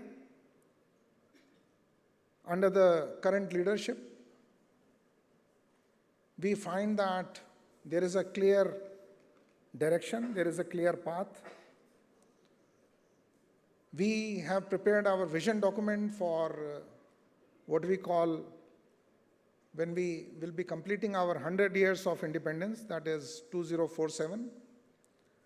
And we were looking at that trajectory, and we found that the way we are growing today, and if we grow with the same pace, it is possible for us to reach an economy which is beyond $30 trillion. There was a report today in the newspapers by the S&P, and they have also done their calculations, and they also find that there is a huge potential for India to, by 2027, to reach the third largest economy of the world. LAC region is also growing at a good pace. LAC region is also known for the kind of resources and the industrious people it has. LAC region is also known for its diversity. LAC region is also known for its technological orientation. And therefore, I feel that between the two sets of these countries, there is a huge potential in terms of taking this trade and investment forward. And I will not restrict myself only to the trade, but when we look at the global supply chains, we find that both trade and investment, they take place in a connected manner. If investment takes place, then there is trade happening. If trade happens, then the investment opportunities also come across. And if you look at the global world, you will find that 70% of the trade is intra-firm trade, which means that it is happening across the value chains. And therefore, these value chains are very, very important. I'm very sure, and what Mr. Sethuraman told me, that the way this conference progressed and the way it was conducted, in fact, you touched upon so many sectors which are of importance to both the regions. You touched upon pharmaceutical industry, where India is in the commanding heights. You touched upon the automobile industry. There was a session which was separately on the automobile industry. There was a separate session you told me about, which was on IT and other areas. But one very important area which I feel we should emphasize over and over again is the area of energy transition. Because post-COVID, the area which we touched upon was the resiliency in the global value chains, but the other area which perhaps is going to be more futuristic is the pathways which both these regions will be taking for energy transition. India has its commitments, and we have goals, and the goals have been divided from 2030 to 2070. Similarly, the LAC region has its goals. The world has its goals.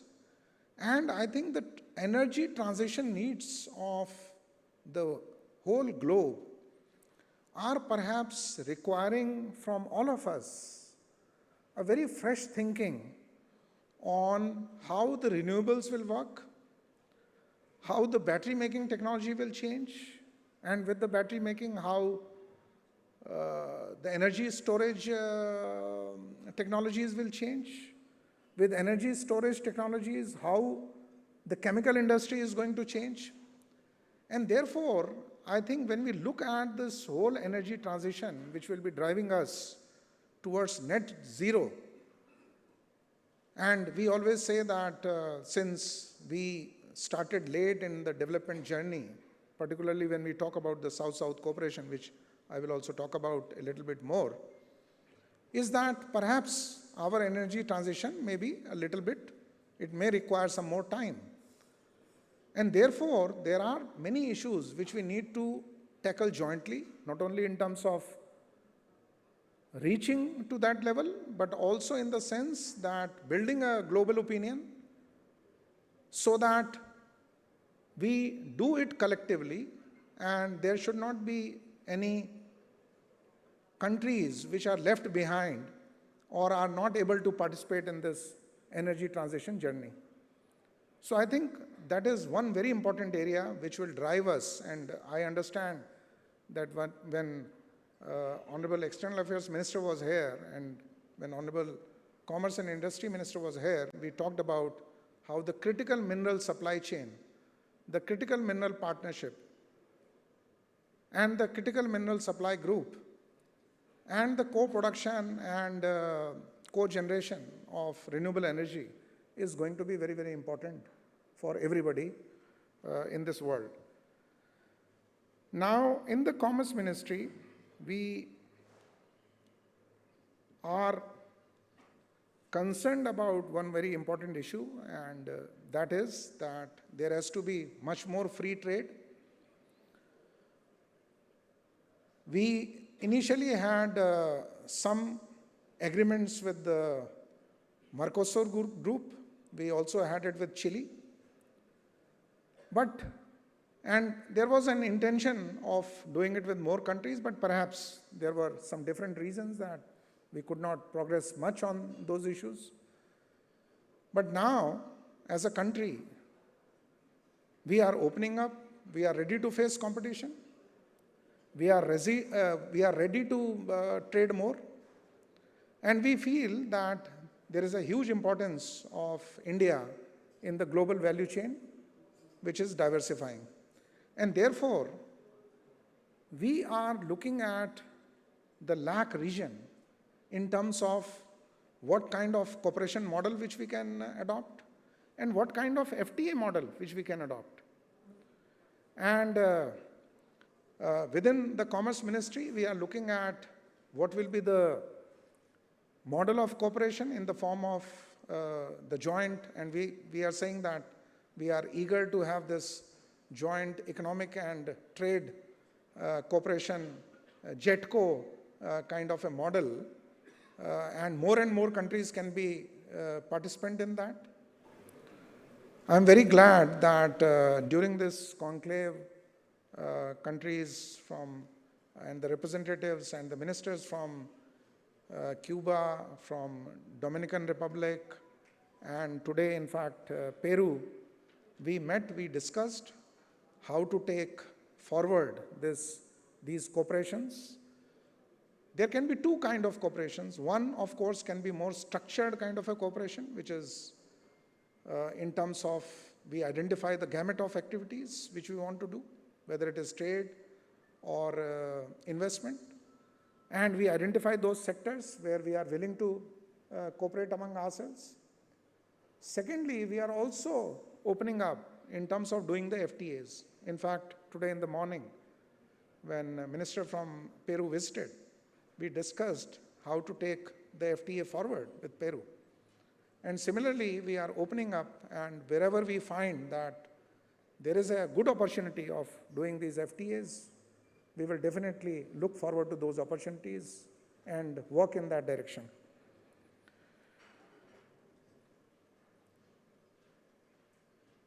I would not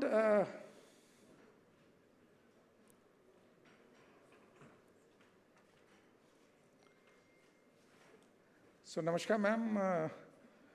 We were looking forward to, your coming here amongst us and hearing from you. So, in fact, I'm about to close my remarks over here. So, we welcome you to this very, very important valedictory session here. And I know that the Minister of State of External Affairs, Ms. Lekhi, is very much interested in not only in trade and investment and in the development between this LAC region and India, but is a motivating factor for us to take this relationship forward. I would touch upon another issue which I feel that is going to take this relationship much more deeper, and that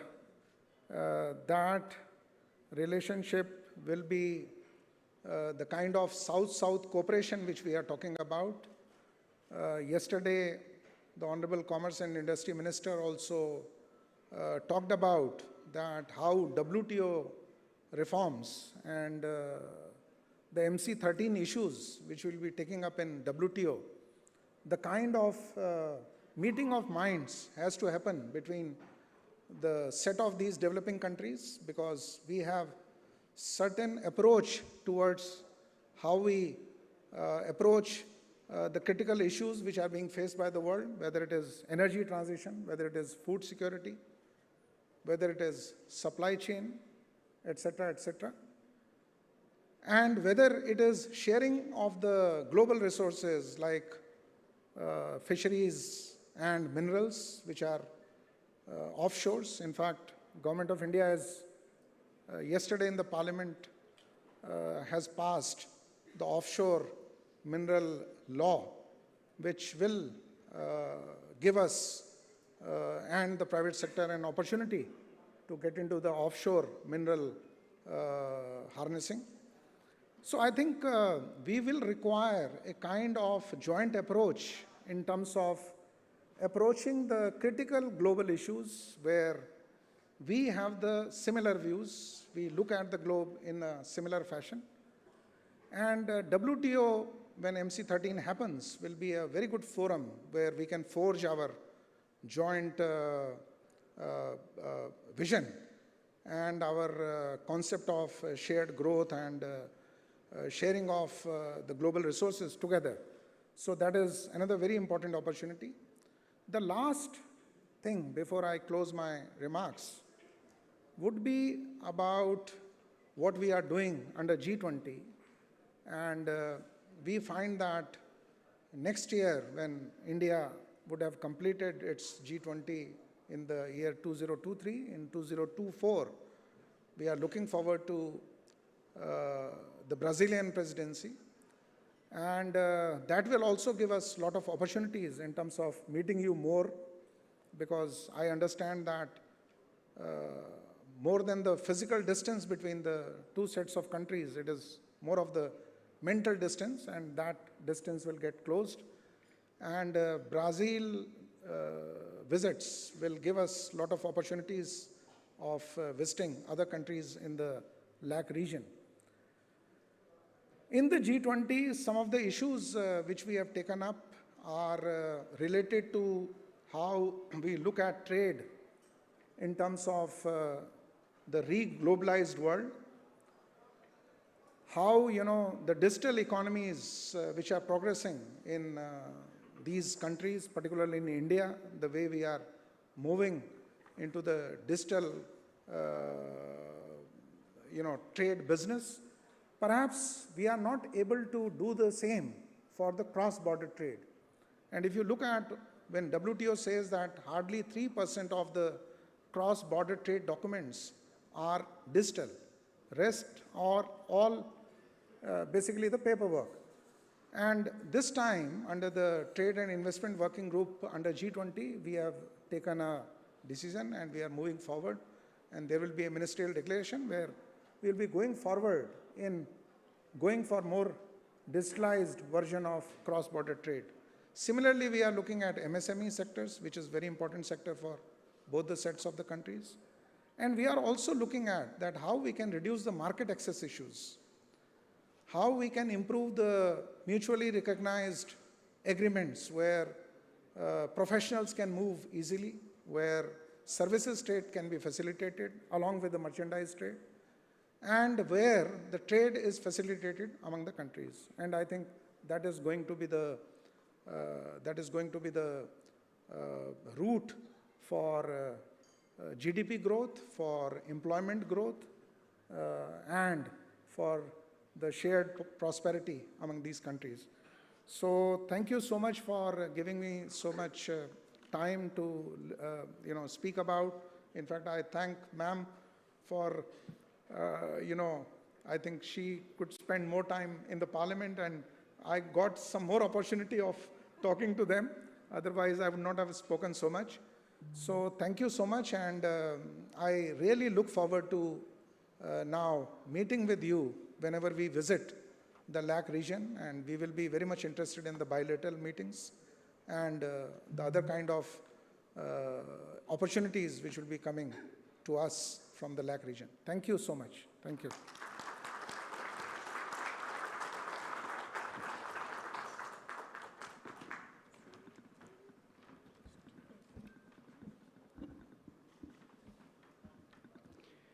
Ma'am, it is a privilege to welcome Ms. Meenakshi Lekhi, Honorable Minister of State, Ministry of External Affairs, Government of India, to this valedictory session. We thank you very much for your partnership to this conclave. It's now a pleasure to request our next speaker, Ms. Gomez, Executive Vice President of the Bolivarian Republic of Venezuela and Minister of People's Power of Economy, Finance and Foreign Trade, Bolivarian Republic of Venezuela, to deliver her special address. A couple of words about her. She's a lawyer from the Central University of Venezuela. She was a professor. She was the president of the National Constituent Assembly and in charge of the presidency of Commission for Truth, Justice, Peace, and Public Tranquility. We look forward to hearing you. Thank you.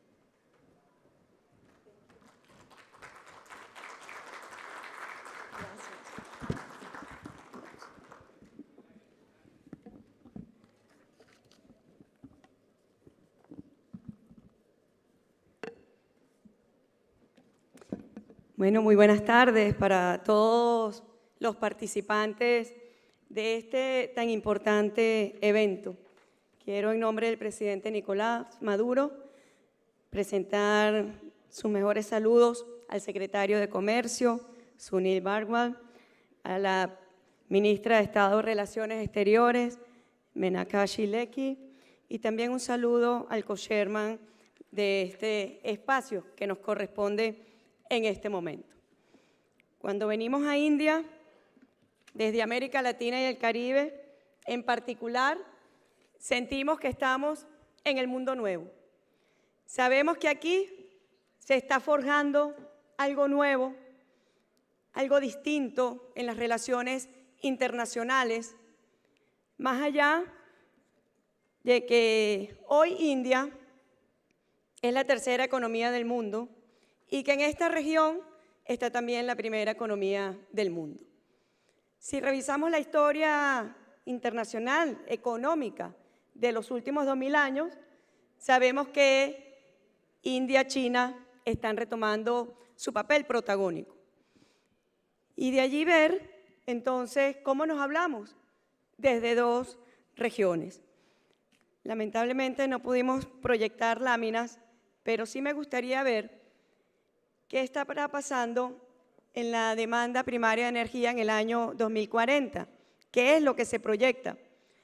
Y aquí vemos que el primer demandante de energía en el año 2040, India se proyecta como el primer demandante de energía, China como el segundo demandante, y bueno, África, Medio Oriente, Asia, estarán junto a Sudamérica como principales demandantes de energía, mientras que polos como Norteamérica y Europa tendrán una caída importante. ¿Y por qué quise hacer este inciso? Porque la distancia física entre nuestras regiones expresa las grandes complementariedades también que existen entre nosotros. En nuestra región, las principales reservas de petróleo del mundo, una de las más grandes de gas, las principales reservas de litio del mundo para el desarrollo de una energía verde y sostenible. Así que yo creo que allí está uno de los principales puntos de encuentro para la complementariedad entre nuestras regiones que se han venido hablando y se han hablado muy bien. Bueno, en los últimos 20 años ya el principal socio comercial del mundo no es Estados Unidos. El principal socio comercial del mundo y los principales socios comerciales del mundo están en esta región también.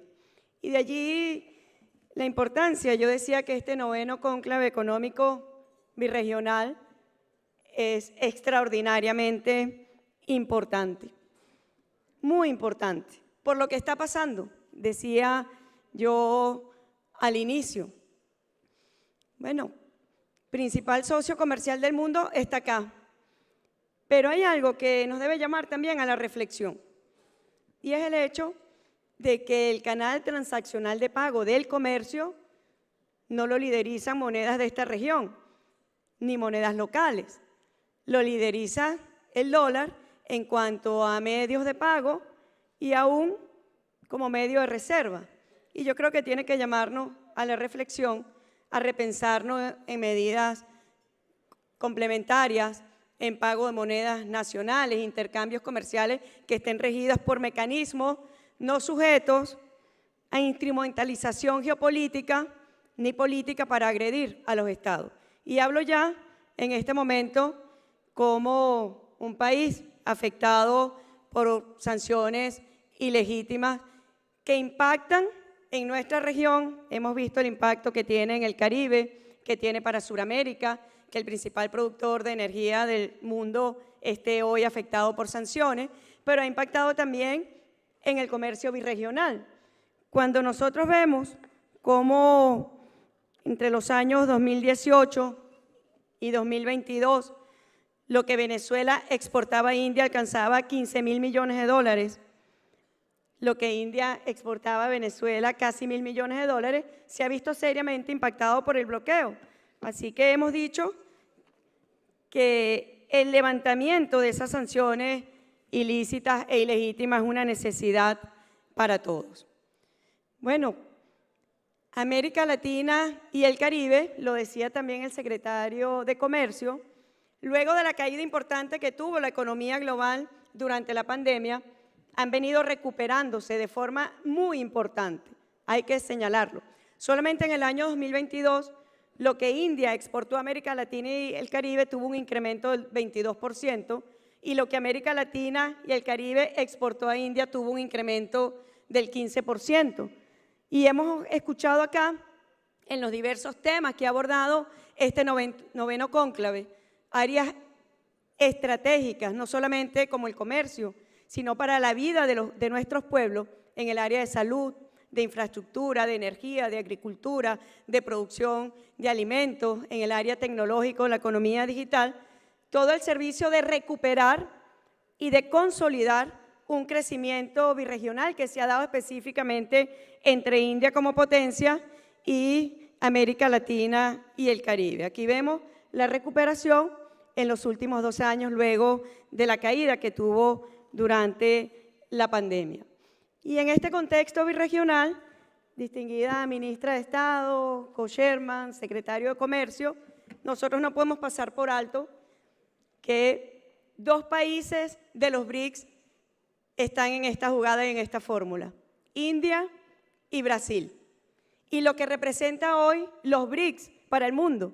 Por eso yo inicié mis palabras diciendo, estando en India, siento que estamos ante la presencia de algo muy nuevo, muy profundo y muy trascendental para la humanidad. Hoy los países BRICS aportan el 50% del crecimiento del PIB global. Representan el 18% del comercio internacional y el 43% de la población mundial. Y ya se empieza a hablar de los BRICS Plus, donde hay una cantidad importante, decenas de países que ya han formalizado solicitud para ingresar a este bloque tan relevante para las relaciones internacionales. Bueno, hemos escuchado también el programa del primer ministro Modi, Make in India. Nosotros también tenemos Make in Venezuela y hemos hablado de Make en América Latina y el Caribe. Y eso traduce en esencia y en conclusión lo que debe ser la complementariedad como caminos conjuntos para desarrollar potencialidades. Hay un futuro inmenso que se abre viendo esta realidad que estamos viviendo hoy, que nunca imaginábamos que nos tocaría vivir en medio de una terrible crisis climática. Y yo aquí, en esta sede india, resalto la iniciativa de la Iniciativa Solar Internacional.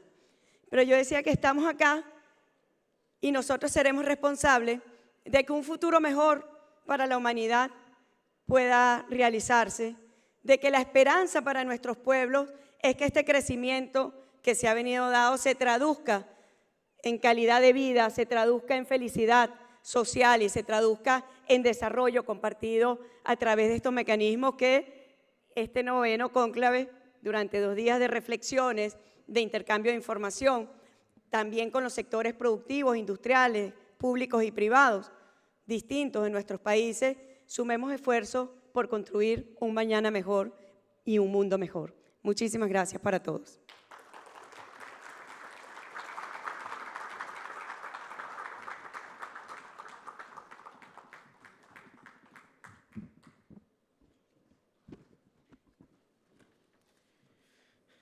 Thank you, ma'am. It's my privilege to request Ms. Meenakshi Lekhi, Honorable Minister of State, Ministry of External Affairs, to deliver the keynote address. A few words about her.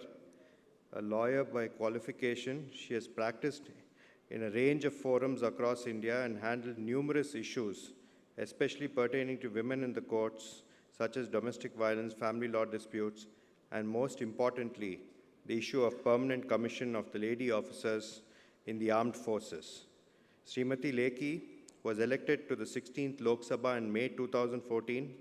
She has been re-elected to the 17th Lok Sabha in May 2019.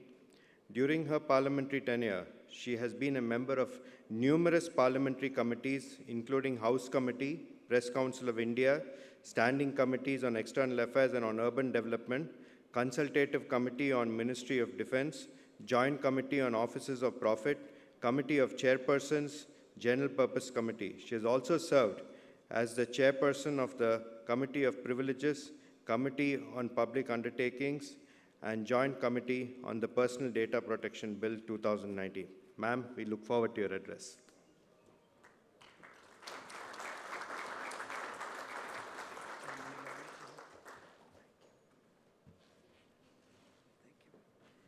Thank you very much, Mr. Sethuraman. Her Excellency, the Executive Vice President of Venezuela, Ms. Delce Rodriguez Gomez, Sunilji, ladies and gentlemen, Excellencies, a whole lot of my friends who I see on various tables. And region is very simple. This is the region I look after as part of my job. So to have friends in the region is not extraordinary, but the extraordinary is the relationship which I share. And that extraordinarity of sharing the relationship also indicates that how close our regions are. And the difficulty of the two regions yet has to be recognized. That I was looking at some numbers, so I'll not go and delve deep into the numbers, but if you look at the world map, and more or less we divide the world into certain regions, 4 major partners that India has in terms of trade-business relationship. The Americas, we have about $1 billion+, more than that. Then Asia, similar figure. Europe, similar figure. Africa, similar figure. Why is the Latin American figure $50 billion? I think that's the key point when we are handling this conclave, and that is the moot point why each one of us have gathered here to deal with this abnormal figure. And this abnormality of the figure, I would say that $50 million also we have achieved in past 9 years. Earlier it was still less, and the 9 years we've seen greater engagement. But that greater engagement has been more at the level of cultural exchanges, people-to-people ties, education, technology, so on and so forth. But it has to finally translate into trade and commerce. Trade and commerce, why? Because the Honorable Vice President also spoke in her address about the changing dynamics of the present world. So the changing dynamics is going to impact each one of us, or is already impacting each one of us. And when we are battling with the changed features, we have to also recognize the strength, like we do SWOT analysis, the benefits, and also the like-minded people who need to come together. And like-minded, I would say that I would say that there is no other community more like-minded to Indian community than the Latin Americans. We are, when it comes to cultural ties, when it comes to working persona, when it comes to individual relationships, we are far more alike than any other part of the globe. And yet, it is not getting translated. So we need to address the key issues, which should be, and which has been the job of this particular conclave. On my side, I will take pride that this conclave has really done well, knowing that 11 dignitaries, very high-level dignitaries from Latin American region have participated, have been here. About one president, President of Guyana, who joined online, 3 prime ministers of St. Grenadines and Bahamas and also Jamaica who were online. And I must say that 15 dignitaries, not 11, but 15 dignitaries who were here in person, 270 odd delegates, foreign delegates, 400 captains of Indian industry, 26 countries being present here from the Latin American region and plus 10 from close by regions. So Latin American Caribbean region has been the closest group when it comes to ethical social values to India. But going back to my moot point, that certain, whether it's distance, that needs to be addressed, whether not being interested in each other in a business format, that needs to be addressed, availability of finance, that needs to be addressed, having interest in trading with each other, that kind of faith, because for any relationship to prosper and to progress, understanding the strength of each other is very much important. And in that sense, India today is vying to become the 3rd largest economy of the world. Now, for any region to ignore that fact is something which I would say is not in anybody's interest. And when I look at Latin America and Caribbean region, apart from the cultural, historical, ancient ties, I look at it from the resource point of view. And from resource point of view, it has youth, it has very high natural resources, it has trained manpower. Now, having these pillars of strength with Latin America and Caribbean region, why should India not engage with Latin America, Caribbean region? So both ways, we are both supplementary and complementary in nature, adding to each other's strength, working for each other's prosperity and well-being, and taking the world forward. In the changed dynamics of the globe, as we all see, the world which was initially bipolar in terms of the technical global aspect, the unipolarity to multipolarity, I think it's at a political level, we are watching more and more multipolar world. And in this changed scenario of multipolarity, economies being impacted earlier by COVID-19, the pandemic, and then of course the conflict which is happening in Europe right now. And these two changes have actually showcased to the world that let's work on our strengths with the people who can help each other strengthen each other's position. Like-minded people and countries need to come together.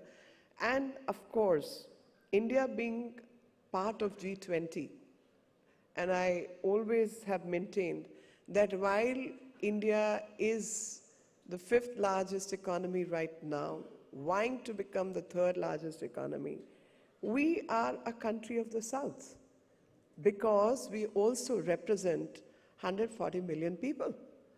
And with our strengths, skilled manpower, natural resources, trained and cultured human beings, which is very, very important.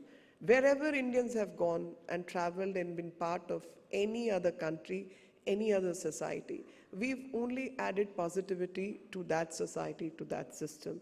We've not been on the wrong side of law. We've not engaged in terror activities. We've not tried to tarnish people. And yet, because we are an open democracy, we've constantly been attacked from one way or the other, and we very much recognize those forces.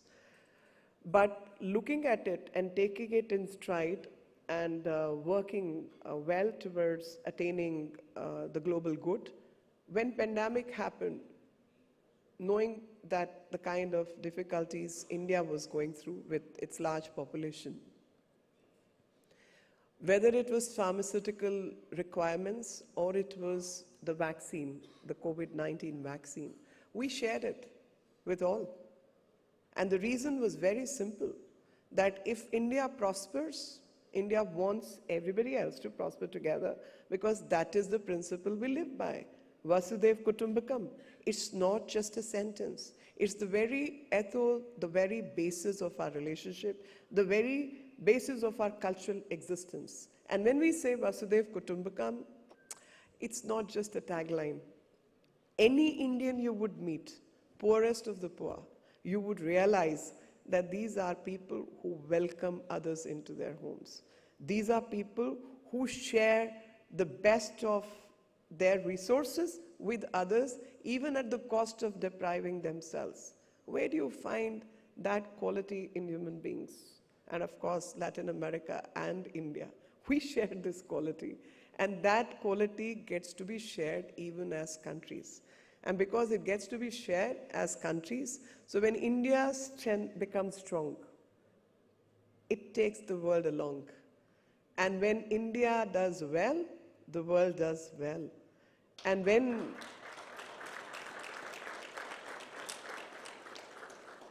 I often quote historically, I said we were the most powerful country in the world. We were having a share of global trade ranging from 28 to 32, 35%. We did not attack people. We did not kill people.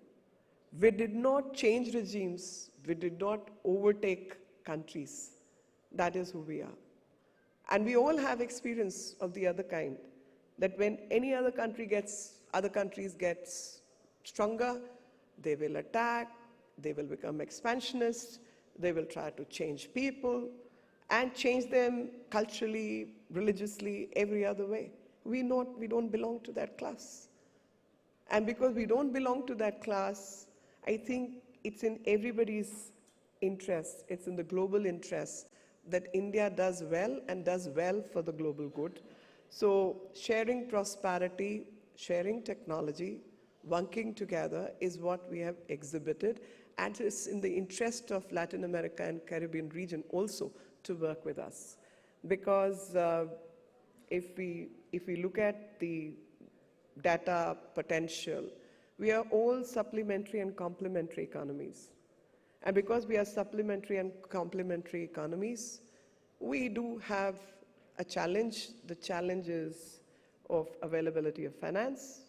We have challenge in terms of negotiating the distance. We have challenges at the level of tariffs. So I think once we start negotiating on those regions, and I'm very happy that Secretary General of CARICOM also attended this particular conclave. So there's a possibility of having negotiated engagement on trade relationship. And when we do well, we need to take care that the sustainability, the climate change issues get to be addressed the way they need to be addressed. India can showcase its leadership, which we have tried to do in G20, that while we are part of G20, we also became the voice of the voiceless, because we feel that so-called global South and their agenda wasn't getting addressed. And that agenda needs to be addressed, because 3/4 or 2/3 of the humanity, 2/3 of the humanity which is occupying region in global South, or so-called developing countries or not so developed countries, make the greater part of humanity. And that 2/3 population is impacted by all the policy decisions taken by G20. So the policy decisions of G20 have to take into account the concerns of the global South. And India chose to act as a bridge, because we feel we are rightfully placed to act as a bridge, that while we are the 5th largest economy of the world, we also habitate 140 million people. We are a country of the South. We are also the country of the East by our global location, but by our institutions in terms of democracy, law-based order, Supreme Court, politics in terms of legislative assemblies, to states, to union territories, to a constitution. We are a country of the West as well. So we are rightfully placed to act as a bridge. And by bridging the gaps, by negotiating statements, by diplomatically handling things, and war not being an answer to most of the problems in the world, we feel we are rightfully placed to deal with these difficult subjects. And these difficult subjects need to be addressed for global good. If humanity needs to survive, these things have to be addressed. And when we are addressing these subjects, the climate change, we all know the chaos across the globe because of the climate change. So sustainability becomes an issue. And when sustainability becomes an issue, what is the way forward? The historical wrongs of the country for which the globe has been suffering, the 2/3 of the humanity which does not have resources to deal with those changes, further imposition of taxes and things, for first committing the wrong and then imposing taxes. So these things will have to be addressed in coming times in the future. So multilateral engagements, solidifying our voices, bilateral engagements when it comes to trade and commerce, and when it comes to politics and engagements, framing of policy, framing of rules, we need to negotiate more and more and speak in one voice. Because I feel at times speaking in multiple voices before the negotiation is fine, but at the time of negotiations, we should all understand the value of speaking in one voice. Because the value of speaking in one voice can bring in the results that we are all looking up to and looking forward to, and that will help everyone, not just us. It helps the ones who have the resources because they get greater value out of those resources. It helps us because we need those resources which need to be shared further and more and more. And I look at this conclave and this valedictory session, not the end, but the beginning of action. This is a call for action. And this call for action, engagements more and more, will bring the changes that the world and the globe at large is looking forward to, which will bring more peace, shared prosperity, and well-being of the entire humanity and global good. Let trade, like in the past, be the cause of the change, because trade will not only bring business, but bring people and civilizations closer, and people-to-people engagement, exchanges at social level definitely become part of the trade, and let this trading body take over that particular engagement. We are there to support the cause. Thank you very much. Jai Hind. Muchas gracias.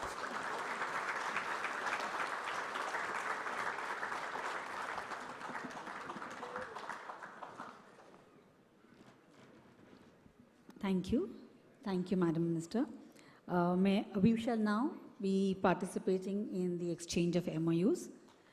We have the first MOU between CII and the Chamber of Commerce and Services of Uruguay, for which may I request to join on stage His Excellency Mr. Alberto Guani, Ambassador of Uruguay to India, who is representing us on behalf of the Chamber of Commerce and Services of Uruguay, and Mr. Narayan Sethuraman from CII, please.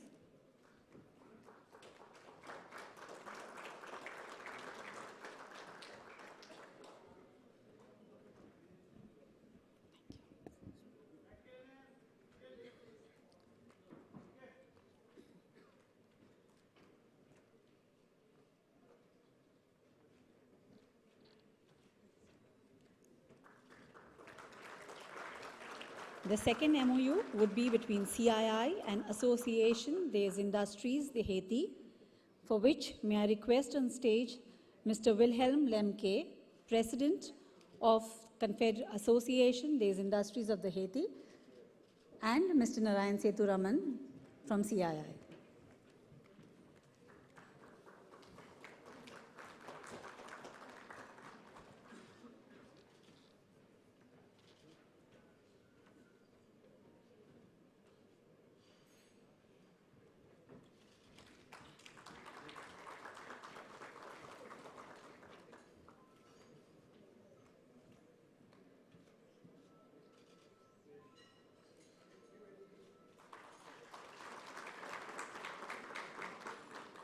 We would now have a group photograph of the dignitaries on the dais, along with the dignitaries and ministers who've joined us from the Latin American and Caribbean region. May I request on stage Her Excellency Ms. Ramirez from the Bolivarian Republic of Venezuela, His Excellency Mr. Fernandez from the Government of Antigua and Barbuda, His Excellency Mr. Williams, Government of Grenada, His Excellency Dr. Anthony, Republic of Guyana. May we request the ministers to kindly join us on the stage.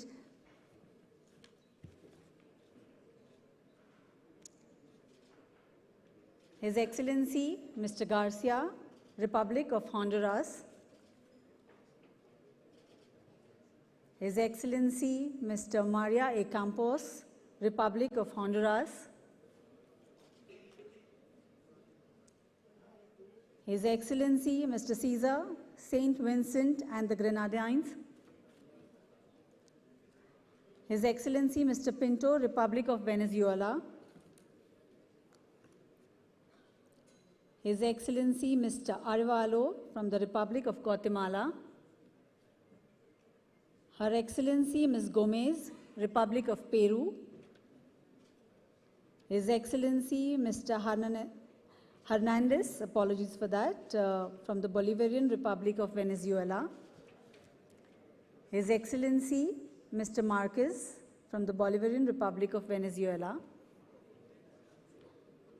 Her Excellency Ms. Morena from the Bolivarian Republic of Venezuela.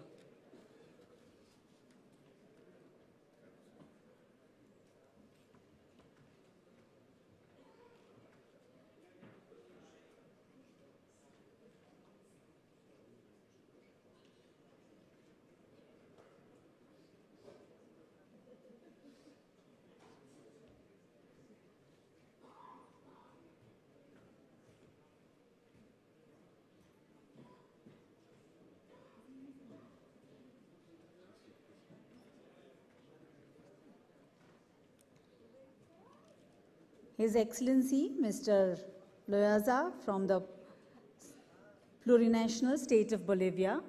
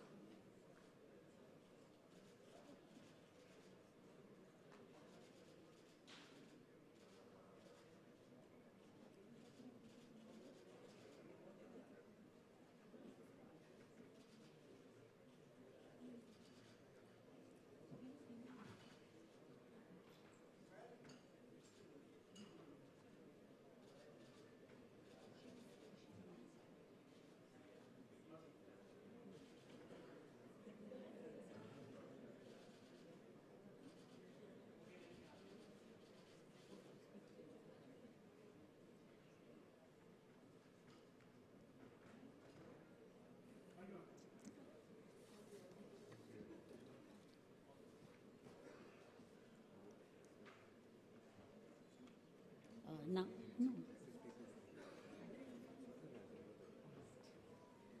Thank you, dignitaries. You may kindly take your seats, and I would request Mr. Sethuraman to officially close the valedictory session.